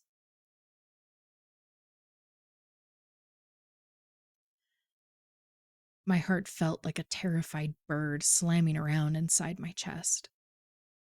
I couldn't catch my breath. I wasn't sure what to do. I couldn't call the police. I was wondering whether I should send screenshots to Google. I clenched my fist tightly and closed my eyes. Who was she? Was she following me? Was I following her?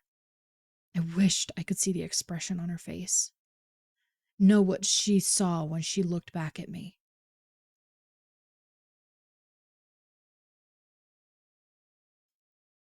I wanted to get out of my chair and run. Why was it that the only thing that made me feel free again also made me feel even more trapped? I had to know. I typed in the name of my town and zoomed into a random street. It was a couple of miles away from my house. The gates to the city park were shown in the clarity of daylight, despite it being night here currently. There she was. There she was. She was only a few miles from my house, standing under the ironwork arch that stated the name of the park. She looked directly at the camera, directly at me. I felt like I might throw up. She was near me and she was watching me. She was coming for me. What did she want? I typed in the name of the apartment complex where I live. I could see the outside of the building. The parking lot was full of cars, and there was a few blurred out children on the playground. I searched everywhere for her. She wasn't in the parking lot or on the sidewalks, not hiding between the buildings or standing in the playground. I even scanned each of the cars, behind the bushes, and every one of the blurred windows. She wasn't there. I curled tightly around myself and laid my head down on the desk. This place was safe. I didn't leave the apartment anyway. I would never use Google Maps again. I would never see her again. She could stay at the park for all I cared. I smiled to myself and was surprised to find a tear slipping down my face. I'm safe, I said to myself in a whisper. It felt good to hear it out loud. I'm safe.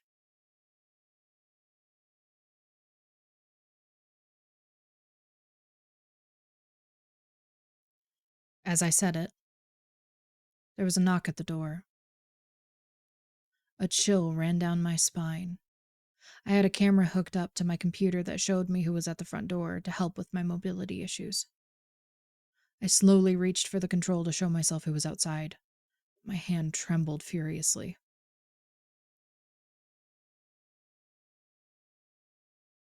As I touched it, I realized my mistake.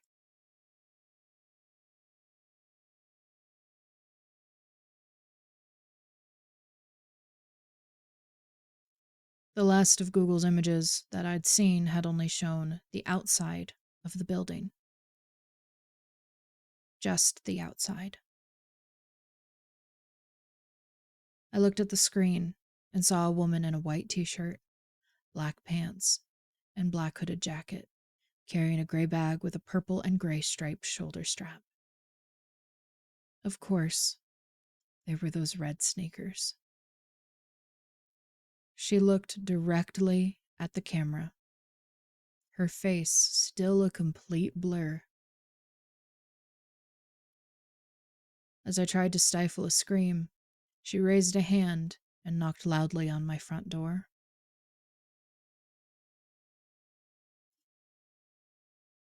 And that is it. That is it.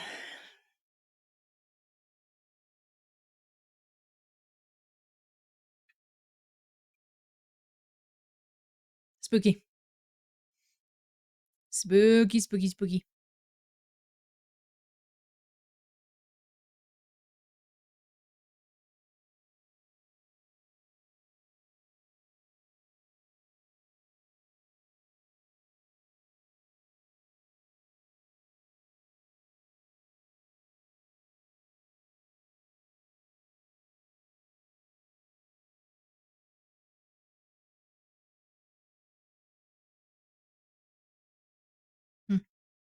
It's interesting. So this story was written towards the end of the pandemic. And so the author had made an author's note at the end of it. And apparently they are also disabled. And so they wrote this story as a way to combat their own agoraphobia and kind of address it in a way of putting all of that fear into the story.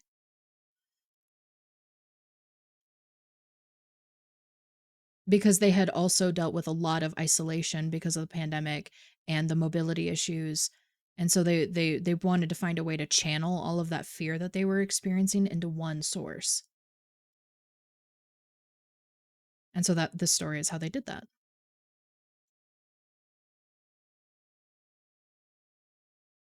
Interesting.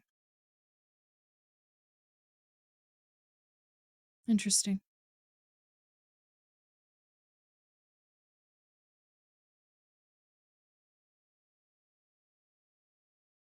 Mhm. Mhm. Mhm. No, I liked this one. This is good. I liked this. I like this one. All the stories we read today are good. This pleases the beast. This pleases the beast. This is good.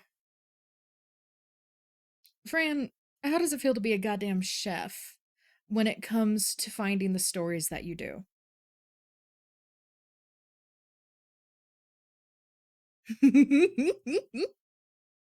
You're so cute. Yeah, no, this was a good batch. And we still have a couple stories from this batch as well. Sorry, I pulled my headphone off of my ear because I had been like locked the fuck in. So I have had nothing but rain sounds in my ears this entire time. It's a lot. So we have three more from this batch of stories that Fran had found to do for next time. That's good. These were good. I liked these. Fran, God of Art, strikes again. Okay, and now I can start clearing this shit off my screen. Let's see, we're gonna do this one, this one, this one, this. All right. Now I get rid of this. And then we put me back up where I belong.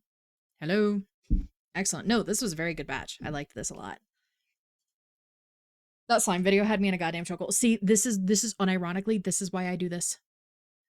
This is why I do. Oh, shut the hell up. You're all fine. Now you get to actual Azaria time. Shut the hell up. No, this was good. Okay, I'm gonna leave this tab open so I don't lose it forever again. All right, we're gonna do this. Let me get rid of this. Let me get rid of this. This. Shut me up. You fuck slut. Sorry. So sorry. That was a lot. That was a lot of energy we brought to the studio in that moment. Okay. Now is the divine experience. All I can remember is, well, you know, see, this is how I keep you guys locked in when I'm reading. And it works every single time without fail. Every single time. So, you know what? I'll take it. I'll take it. So now we have the fun part of figuring out what to do next. We gotta figure out what to do next. Let's see. For I know you want fruit. I don't mind doing fruit. We could do fruit. Do I have any other games that I want to play? Not really. Because I'm not solo queuing. A bitch hates. Is our stream gonna be long? Probably not. We're already 3.5 hours in. But I also want fruit. Then fruit it is, my loves. Then fruit it is. Let me put it back on actual Jim Jams. First of all, become less loud. Slut music. Let's go.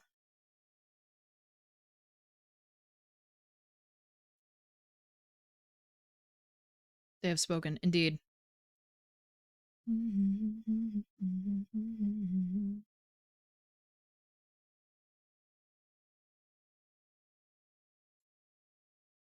Okay. No, very successful reading day. Very, very successful reading day. I'm very happy about it.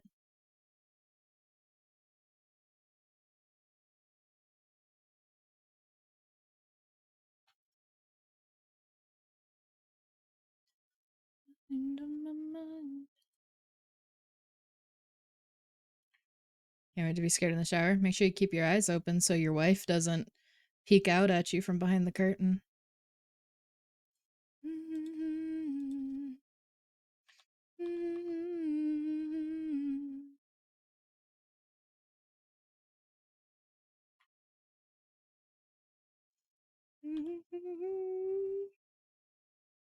On my mind, on my mind.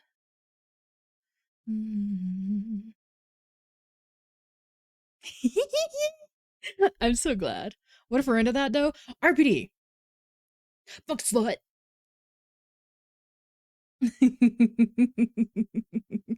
I'm glad the way that I deliver some lines makes you happy. I remember, Sparkle, when you were able to finally be present for the deer story, I remember that there was a line that I read in that you talked about for like weeks after.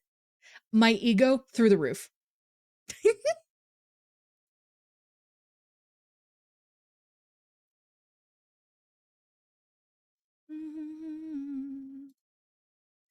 On my mind, on my mind.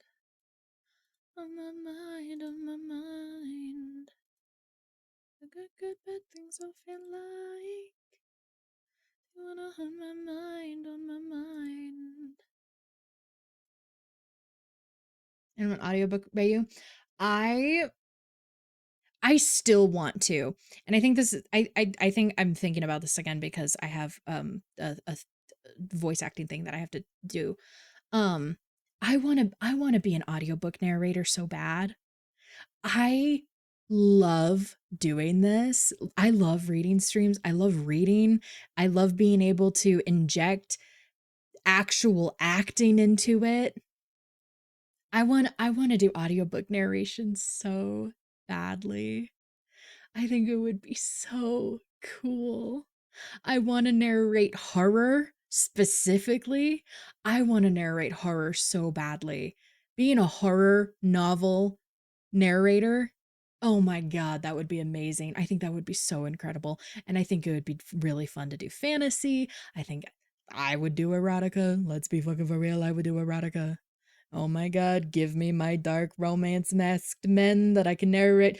Give me Jacob Morgan, the man that you are. Let me narrate with you. I'd be too nervous.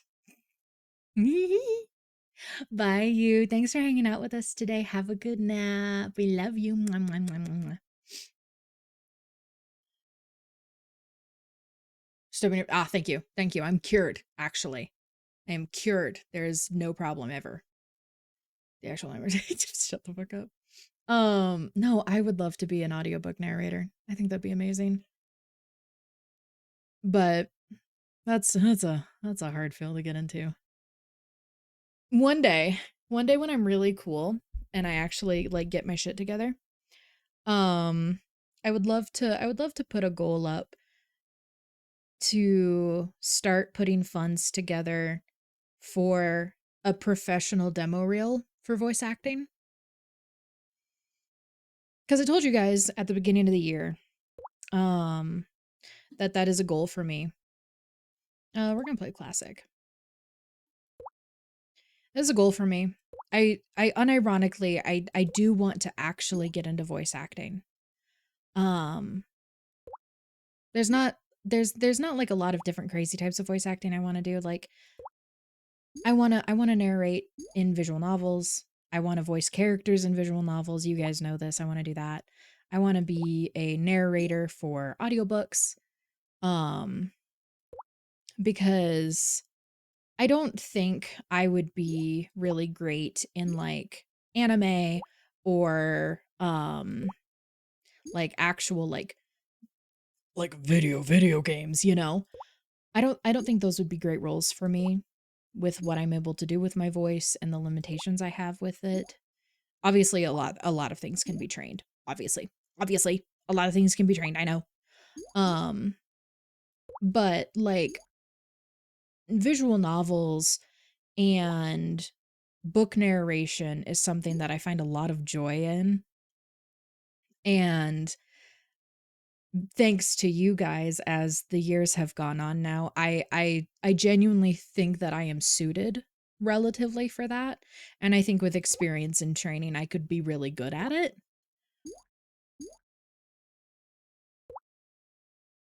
And in anything, especially if we can romance the villain. Like I love doing villains. I love anything where I get to voice a villain. I eat that shit up. I love voicing anything where I can be an a unapproachable mean asshole. I love being a bad guy. I love being a nurturing motherly character. I love let me voice a valley girl in something. Oh my god, let me voice a valley girl in something. Let me do it. Let me do it. Please.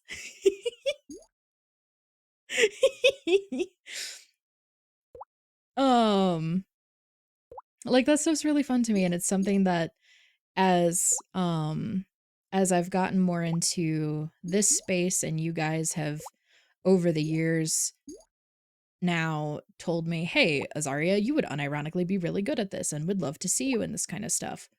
Well, shit. Now you guys make me think I'm cool. um but a lot of roles require you to have a demo reel. And because a lot of roles for especially like entry level voice acting, send us your demo reel and that's your audition. That's how you audition for them. It's not a cold read. It's not, hey, record these lines for us and send them to us in the voice that you think would be ideal for this character, or given the prompts that we give you. Give us your demo reel. That's your audition. Well, fuck. So there's been a lot of stuff that I have seen that I haven't been able to audition for because I don't have a demo reel. I can record lines for people all day long. I can show you the voices that I can do,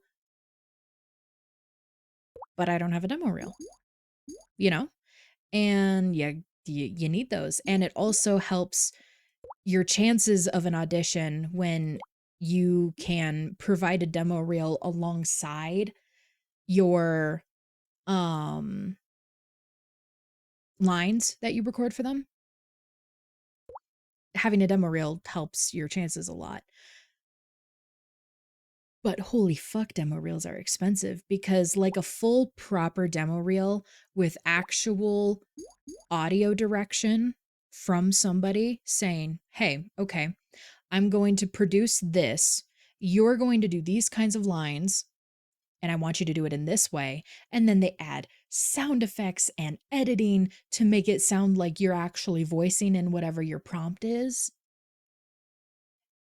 and you have direction throughout the entire process and actual like production. Incredible, amazing, absolutely amazing. And I would love to experience that so much. And I would love to have one so much. But holy fuck, they're expensive.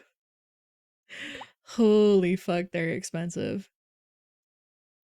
Do you know how much we're talking? Anywhere from I've seen about $400 to about 800, 900, depending on like how much of an elaborate setup you're trying to do. And that is specifically for character reels and narration reels, which is what I would do. I would do a character reel and narration. And that easy. Oh, you're so cute. Um that's a lot of money. That's a lot of money. Please ignore the $700 goal for a fuck machine up there. Priorities, everybody, apparently. But yeah, I don't know. It's really cool to see how VTubing has affected my goals and things that I think I'd be capable of in my life. And we've talked about that a lot before. And now I cannot look away from it. Look, Shada. God damn it. Because before I started VTubing, before I started streaming, it never occurred to me that I could ever be a voice actor. Like that wasn't even a thought that crossed my mind because I can't do elaborate voices really. I can't do elaborate accents. RPD. I'm gonna blow you up too. I can't do those things, but I have learned that and I already knew this. Voice actors, a lot of them will get cast because of just their voice, of what they sound like. Just what the or one singular voice that they can do. Jan Michael Tatum, phenomenal example. Literally my favorite voice actor on the planet. I would die for him. He's got like 3 voices that he cycles between, all of which are very similar. And if he is in a role, you know damn well that's Jan Michael Tatum. Dude that plays Prince Zuko just sounds like Prince Zuko. Oh my God. He's so funny. I met him at a convention when I was younger. Oh my God. He's so, mwah, hello, sweetheart. Welcome and it's good to see you. He's so silly. He's a crackhead. It's fucking hilarious. Was always casted as a villain. See, like, I love that. Typecast me as a villain, please. Typecast me as a villain. I will be awful. And it'll be great. I will be awful in all of the best ways. It was like when I was in theater, I was always cast as a villain. I was typecast as a villain whenever I was in theater. That was really fun. I ate that shit up. That was good. That's good.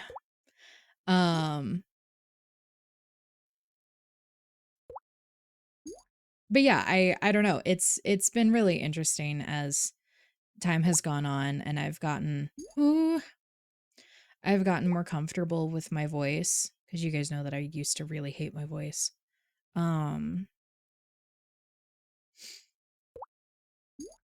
But as I've gotten more comfortable with my voice, I've been warmer to the concepts of things that I can do with it, which is kind of cool. And that's why I think audiobook narration would go pretty hard. Thank you for the lurk, my love.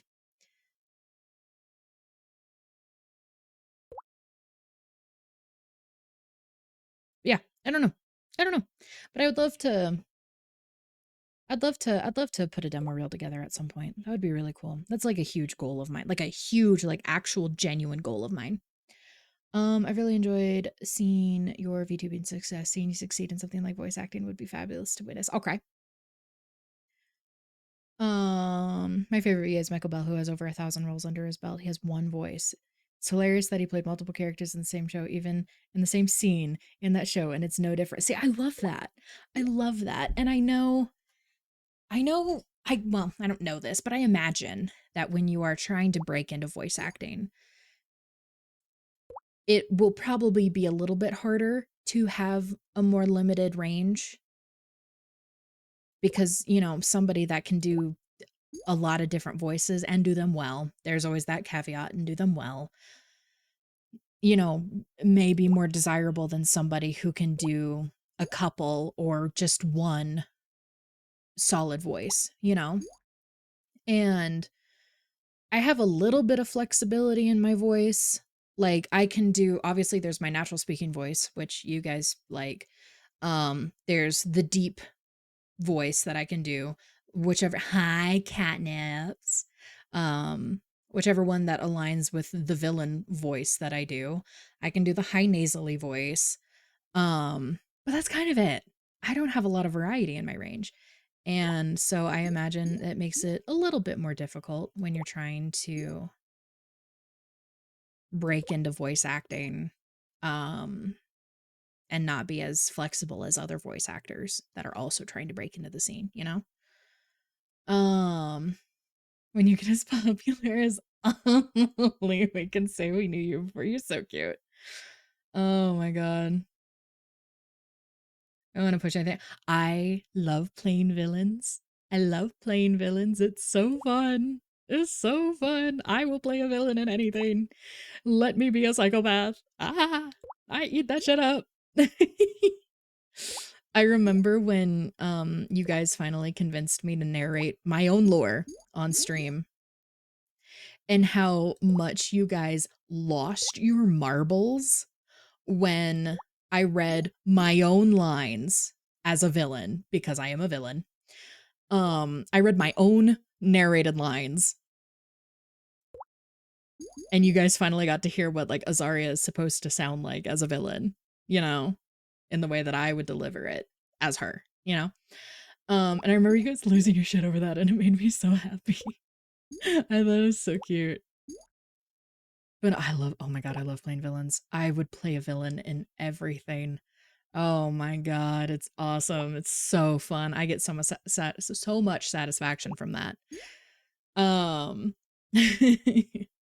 That'd be so cool. I want to be in visual novels. I want to be love interests. I want to narrate horror novels. What's your favorite villain archetype? Oh, that's a good question. I don't know, honestly. I don't know. I think villains as a concept are really entertaining to me. I've always been like a villain oriented kid. Because I'm fucking crazy. I don't know. But I've always found a lot of interest in villain characters because they can either be really cheesy and done really poorly, or they can be really deep, well thought out characters that have like really, there's like you can almost understand why they're a villain, and I eat that shit up. Like, and that's the direction I wanted to take Azaria. Is I wanted you guys to kind of understand why they became evil, you know? And I wanted you guys to side with them despite the atrocities that they commit. I eat that shit up. Cuz it's not out of pity. It's not out of oh boo-hoo, trauma, oh no, we got to protect the baby. No, no, no. It's because it makes sense. It makes sense. I understand why they're evil, and I can get behind their reasoning for why they do what they do. That's good shit right there. That's good shit right there. I eat it up. Eat it up. You know?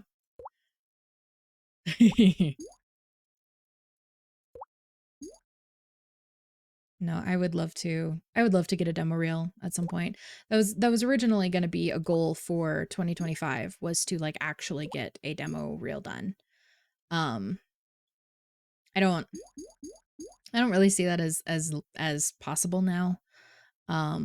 Cuz we just did the donathon and that was a lot of money, and that was for 3.0, and all of the money for 3.0 will stay for 3.0. End of story, you know. But um and because it's already April, mid-April, like there's life's hard, you know. Soriel, hi honey, I forgot to reply to you. Soriel, feel free to beat my ass. Yeah, I don't know.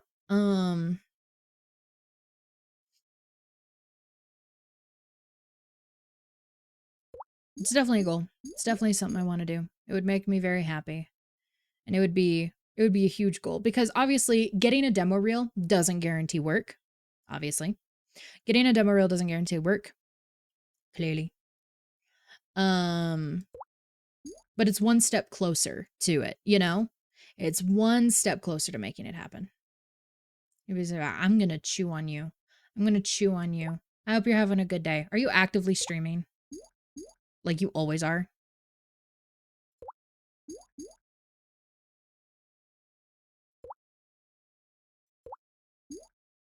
Yeah. That's a big expense. And obviously it'll be my demo reel that I use that I use for all of my auditions and stuff, but like still, you know. When it comes to playing villains, I've played a few. I love both the sympathetic villain and the agent of absolute chaos. The one that I get a kick out of playing came out of hold on. Mwah, thank you.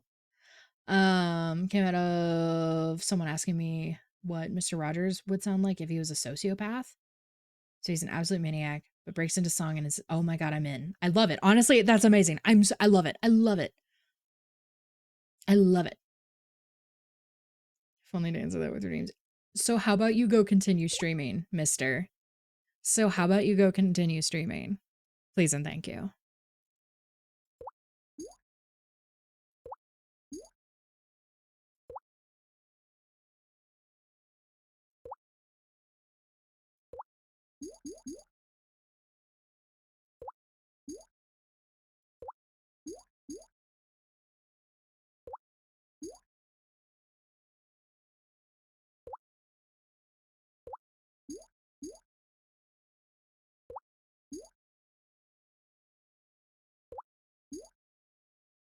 Hmm. Hmm.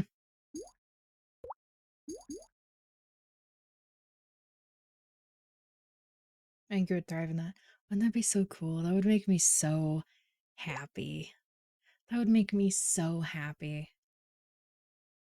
That would be so cool. I eat that shit up. No, it's definitely become a big goal of mine cuz like I don't see myself ever becoming like, you know, God's gift to voice acting or anything like that and like a big name voice actor or anything, but it would be cool to like in visual novels or something, you know, people hear my voice if it's a voice acted visual novel, they'll be like, "Oh, that's Azaria. Azaria's in this one too. I played this other one. And Azaria was in that one." I think that'd be really cool. That'd be really cool.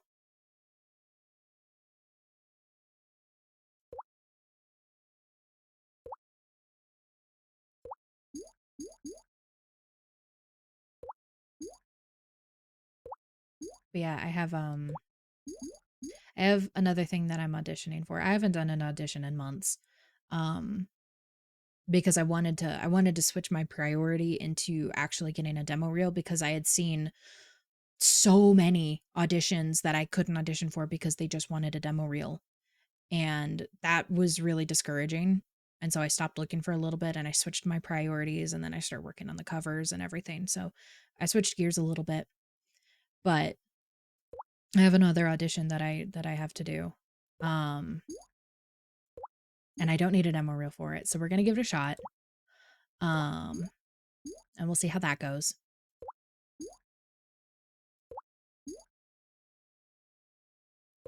But so yeah, I'd love to start a fund for a demo reel at some point because they're so fucking expensive.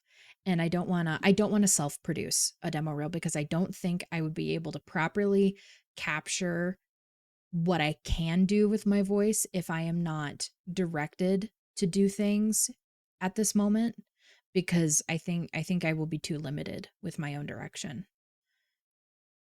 But if I have someone to say, "Okay, you can do these things with your voice now. I want you to do this." Bet. And I don't trust my editing skills. I don't trust my editing skills. How was reading? Hey, baby. Reading was good. Reading was good. We had a couple really good stories today. All of the stories we read today were really good. Now I'm rambling. Fridays, thank you. Thank you. How are you, Kat? I hope you're doing well. What the fuck was I saying? Oh, but yeah, I also don't trust my ability to edit enough. Like at all, even remotely so. I don't think I would do a good job at that, like at all.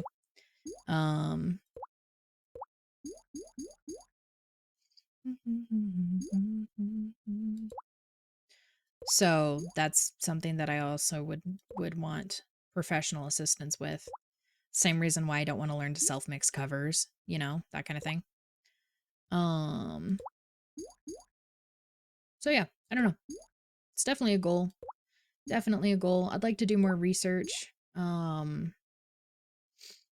like to do more research and producers that will do demo reels along those lines. I've seen them, and that's why I'm talking about it the way that I am. It's just a matter of finding one that'll work and that'll be the right vibe for me as a voice actor, you know? You know.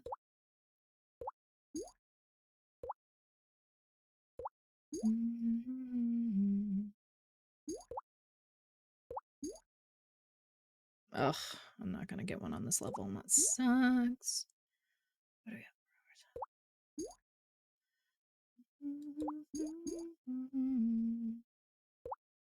See, this would have been a great one for that little shake 'em up one that I can do on that other level. Great. Your last goodbye.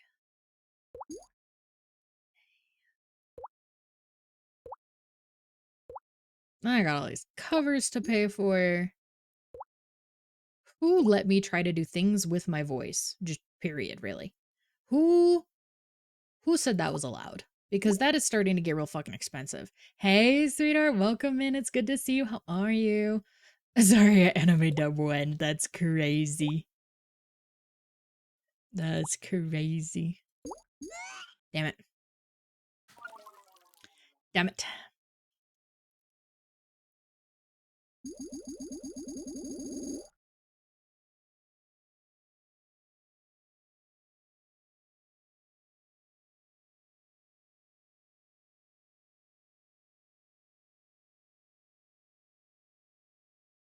Mwah.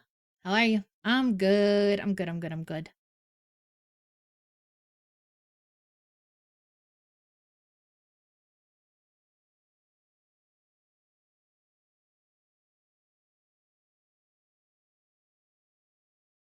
Okay. See, and I don't know how any of that works. I don't know how any of that works. I don't know how any of that works. No, I think anime is probably what I've thought about voice acting in the least. Like, of course, I as an anime character it would be cool as shit to voice in an anime, right? Cool as shit. I think it's what I've thought about the least, and maybe it's just from like an insecurity of my own voice thing. I don't think I would be good in anime. I don't think I have, despite being a theater actor, I don't think I have the exaggeration within the realms of what I can do with my voice that a lot of anime needs. Hi Yuli. So I don't know. I don't know. I don't know. I haven't thought about anime a whole lot. Even when I glanced at a proof. Thank you. Thank you. Thank you. So I think that one's probably what I've thought about the least. I of course have thought about like visual novel and that kind of voice acting a lot. A lot. I would love to do visual novels. That is like my please. I want to do it so bad. I want to be in visual novels. Ugh. And then audiobook narration. Those are the two big things that I want to do. Is gaming and like the visual novel aspect of those things and audiobook narration. You can voice video game characters like Kafka. You wanted me to be Kafka? Do you guys Sparkle, were you here when I first played Honkai? Were you here for that? I don't remember if that. You remember how fucking gay I was for Kafka? Do you remember me? Do you remember me losing my shit from Star Rail? From Honkai Star Rail. You remember me losing my shit? I was so goddamn gay. I was so goddamn gay. I was so gay. No, I think a character like that would be so fun to voice. That would be so fun. Let me do little voice lines. I'm so gay for it. That's real shit. That's real shit. Is my mother texting me? My mother is texting me.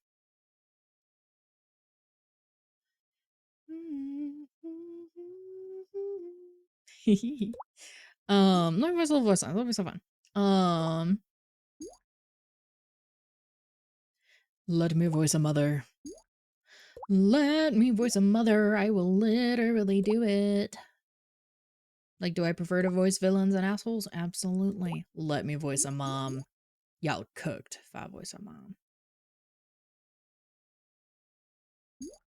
Do a maniacal laugh. I have been told for many, many years that just one of the, because you guys know I filter through laughs, like whatever's going on. A good few of the laughs I do, I've been told for years that they are very fucking crazy villain lady laugh. I eat that shit up.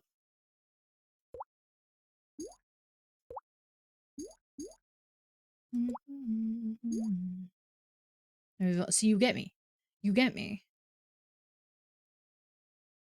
In terms of difficulty, is it? Hi, Anarchy. Welcome back.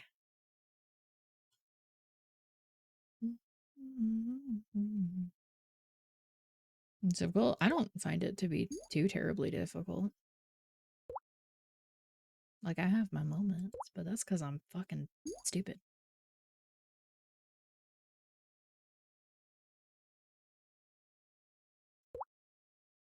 You want a talking cloud now? Okay, bet.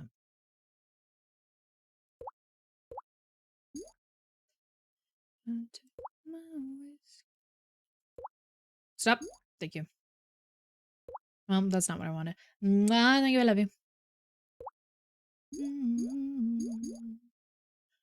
Too sweet for me. I'll push that one up, and I can totally do it. I can totally do it. Oh my god. Oh my god. What's up? Please. Thank you. I'm God's gift to this game. Cloud, because why not? Okay, thank you, baby. I appreciate you. I appreciate you. You're wonderful. Oh my god. Let's see. I also need to... What else do I need to do? I was going to talk about what we have going on next week, but I actually don't know because I haven't made my schedule yet, and I haven't looked at my calendar to see all of the shit that I have going on. I don't fucking remember. I have to look at my calendar every 3 seconds in order to know what's happening in my life because I will write something down in my calendar when I schedule it sometimes, and then I forget, and then I get yelled at. And then as soon as I write it down in my calendar, I immediately forget it. You could actually not pay me to know what's happening in my own life. Life's hard. What's calendar? Something I use constantly. You guys should have seen March when we did the donathon.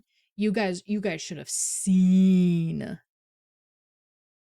my March calendar. God, that was brutal.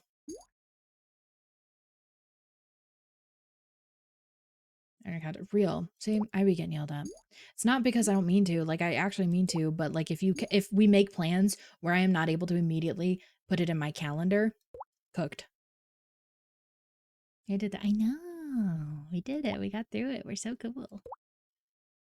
But now I am still recovering my energy from it. It kicked my ass. Let me tell y'all, it kicked my ass. Fighting for my goddamn life. My goddamn life.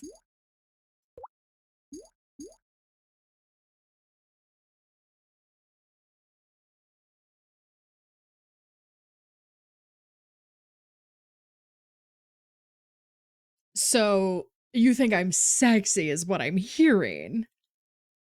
Sparkle, you think I'm sexy? Janelle Lust from Full Metal Alchemist is one of my favorite characters in the entire world. You're gonna be so tired of me. Want to do a 24? Fox you. I love you and would love to hang out with you for an ungodly long time, but fox you. You're so cute. Oh my god, you're so cute. I love you. Sexy. It's breezy most of the time. So, first of all, Aho has insomnia, so I am perpetually tired.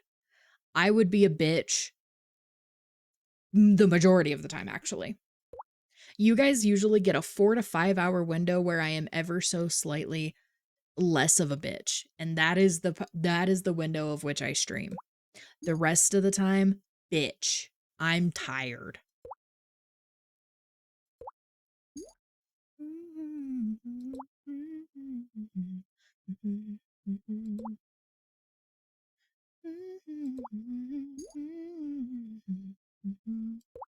Like bitchy, thanks. I can only be nice like 3% of the time. That's a lie. I'm nice a lot of the time. Keeps dropping the ball in my opinion. I have no Oregon from Dark Side. I don't know what that is.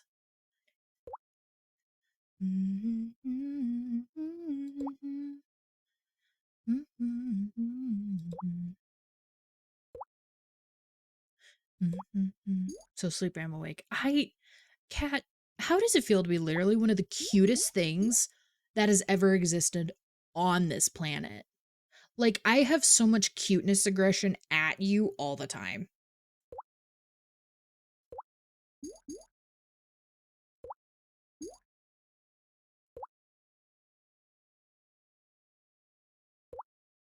What did I do this time? Exist. Exist.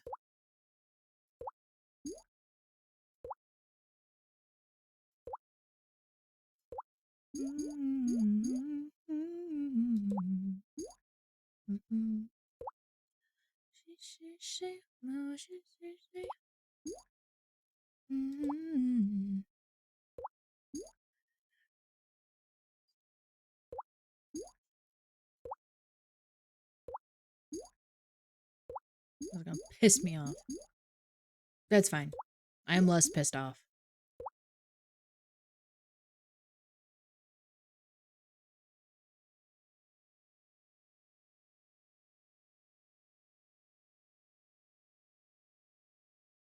With a bad Scottish accent. Well, see, they have no worries. I can't do a Scottish accent. I can only do Irish. So, no fear there. And I also can't get really high. I can get nasally. Be a glass crack or a spider web. Spider webs. Spider webs. This is from like their little Halloween pack, so all of the fruit are like ghosts and shit. It's cute.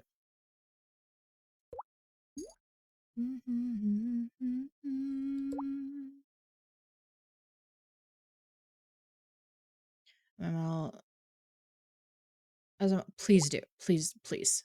Of course I do. My model, not me, the model. Well, so you're always cute, but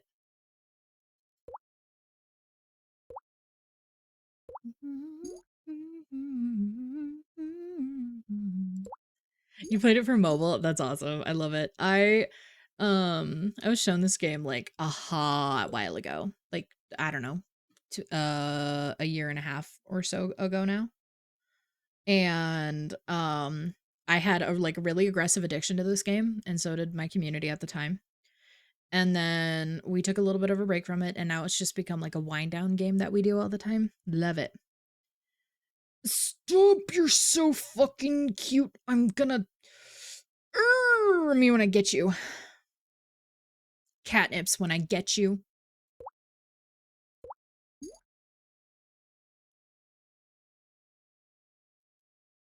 Honestly, real. Guys, I love catnips. I love catnips so much.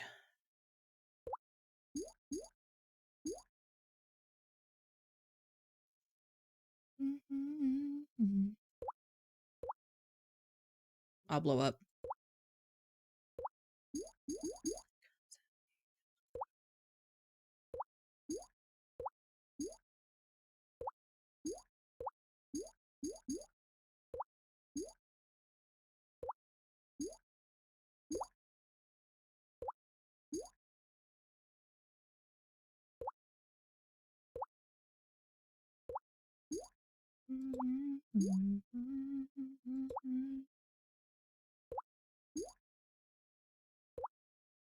I need to go see if there's commissions that I need to place after this. I guarantee you there's commissions I need to place after this. If not, I need to do cover work. Who let me have all these projects? Me. I let me have all these projects. And who said I should do that? Also me. Terrible idea.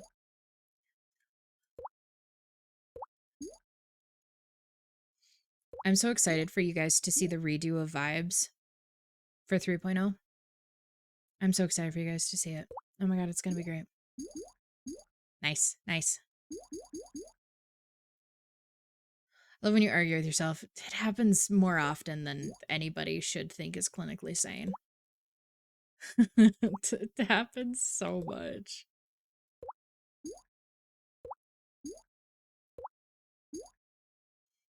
It's, oh my god. If you guys ever question my sanity, it's probably good that you do.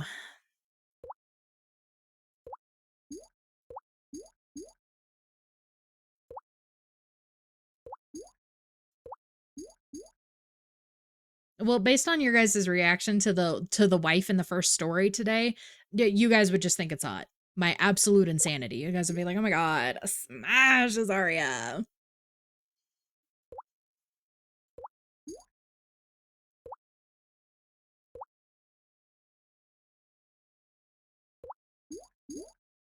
I read scary stories today, right? That's what today was for. And so in the first story, it was about this wife that like something happened to her and she became really scary. And chat the entire time was like, smash. God forbid a girl has hobbies, you know, to her doing like psychopathic shit. And I'm like, okay. Okay. Okay.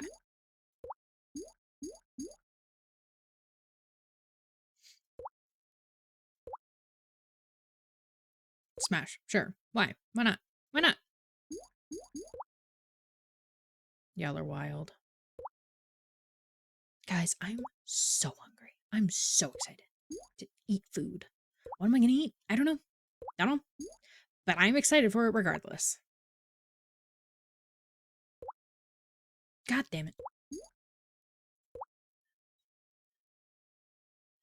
Even if I say it'll be alright, you got to end your life. I'm going to eat after stream, and we're gonna end stream here shortly.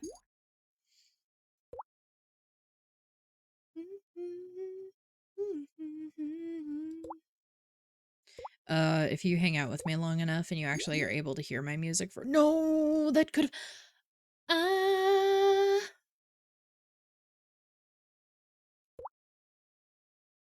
I'm okay. I'm fine. I'm fine. And you're actually able to hear my music because a lot of the time I forget to turn it back up during things, and so then it's too quiet for anybody to hear. I play a lot of emo music. I am an emo kid through and through. Hear you say you want to end your life. Okay. There it is. Thank you. Okay. It's never too late. We knew won't come back. I know, we were close. We were close. Okay. Are we rating? We are. I think I'm gonna send you guys over to Maramizu. She's working on Minecraft shit. I don't fucking know. I don't know. She's working on Minecraft shit. She's cool. We love Maramizu. This is one of our wives. We love our wife.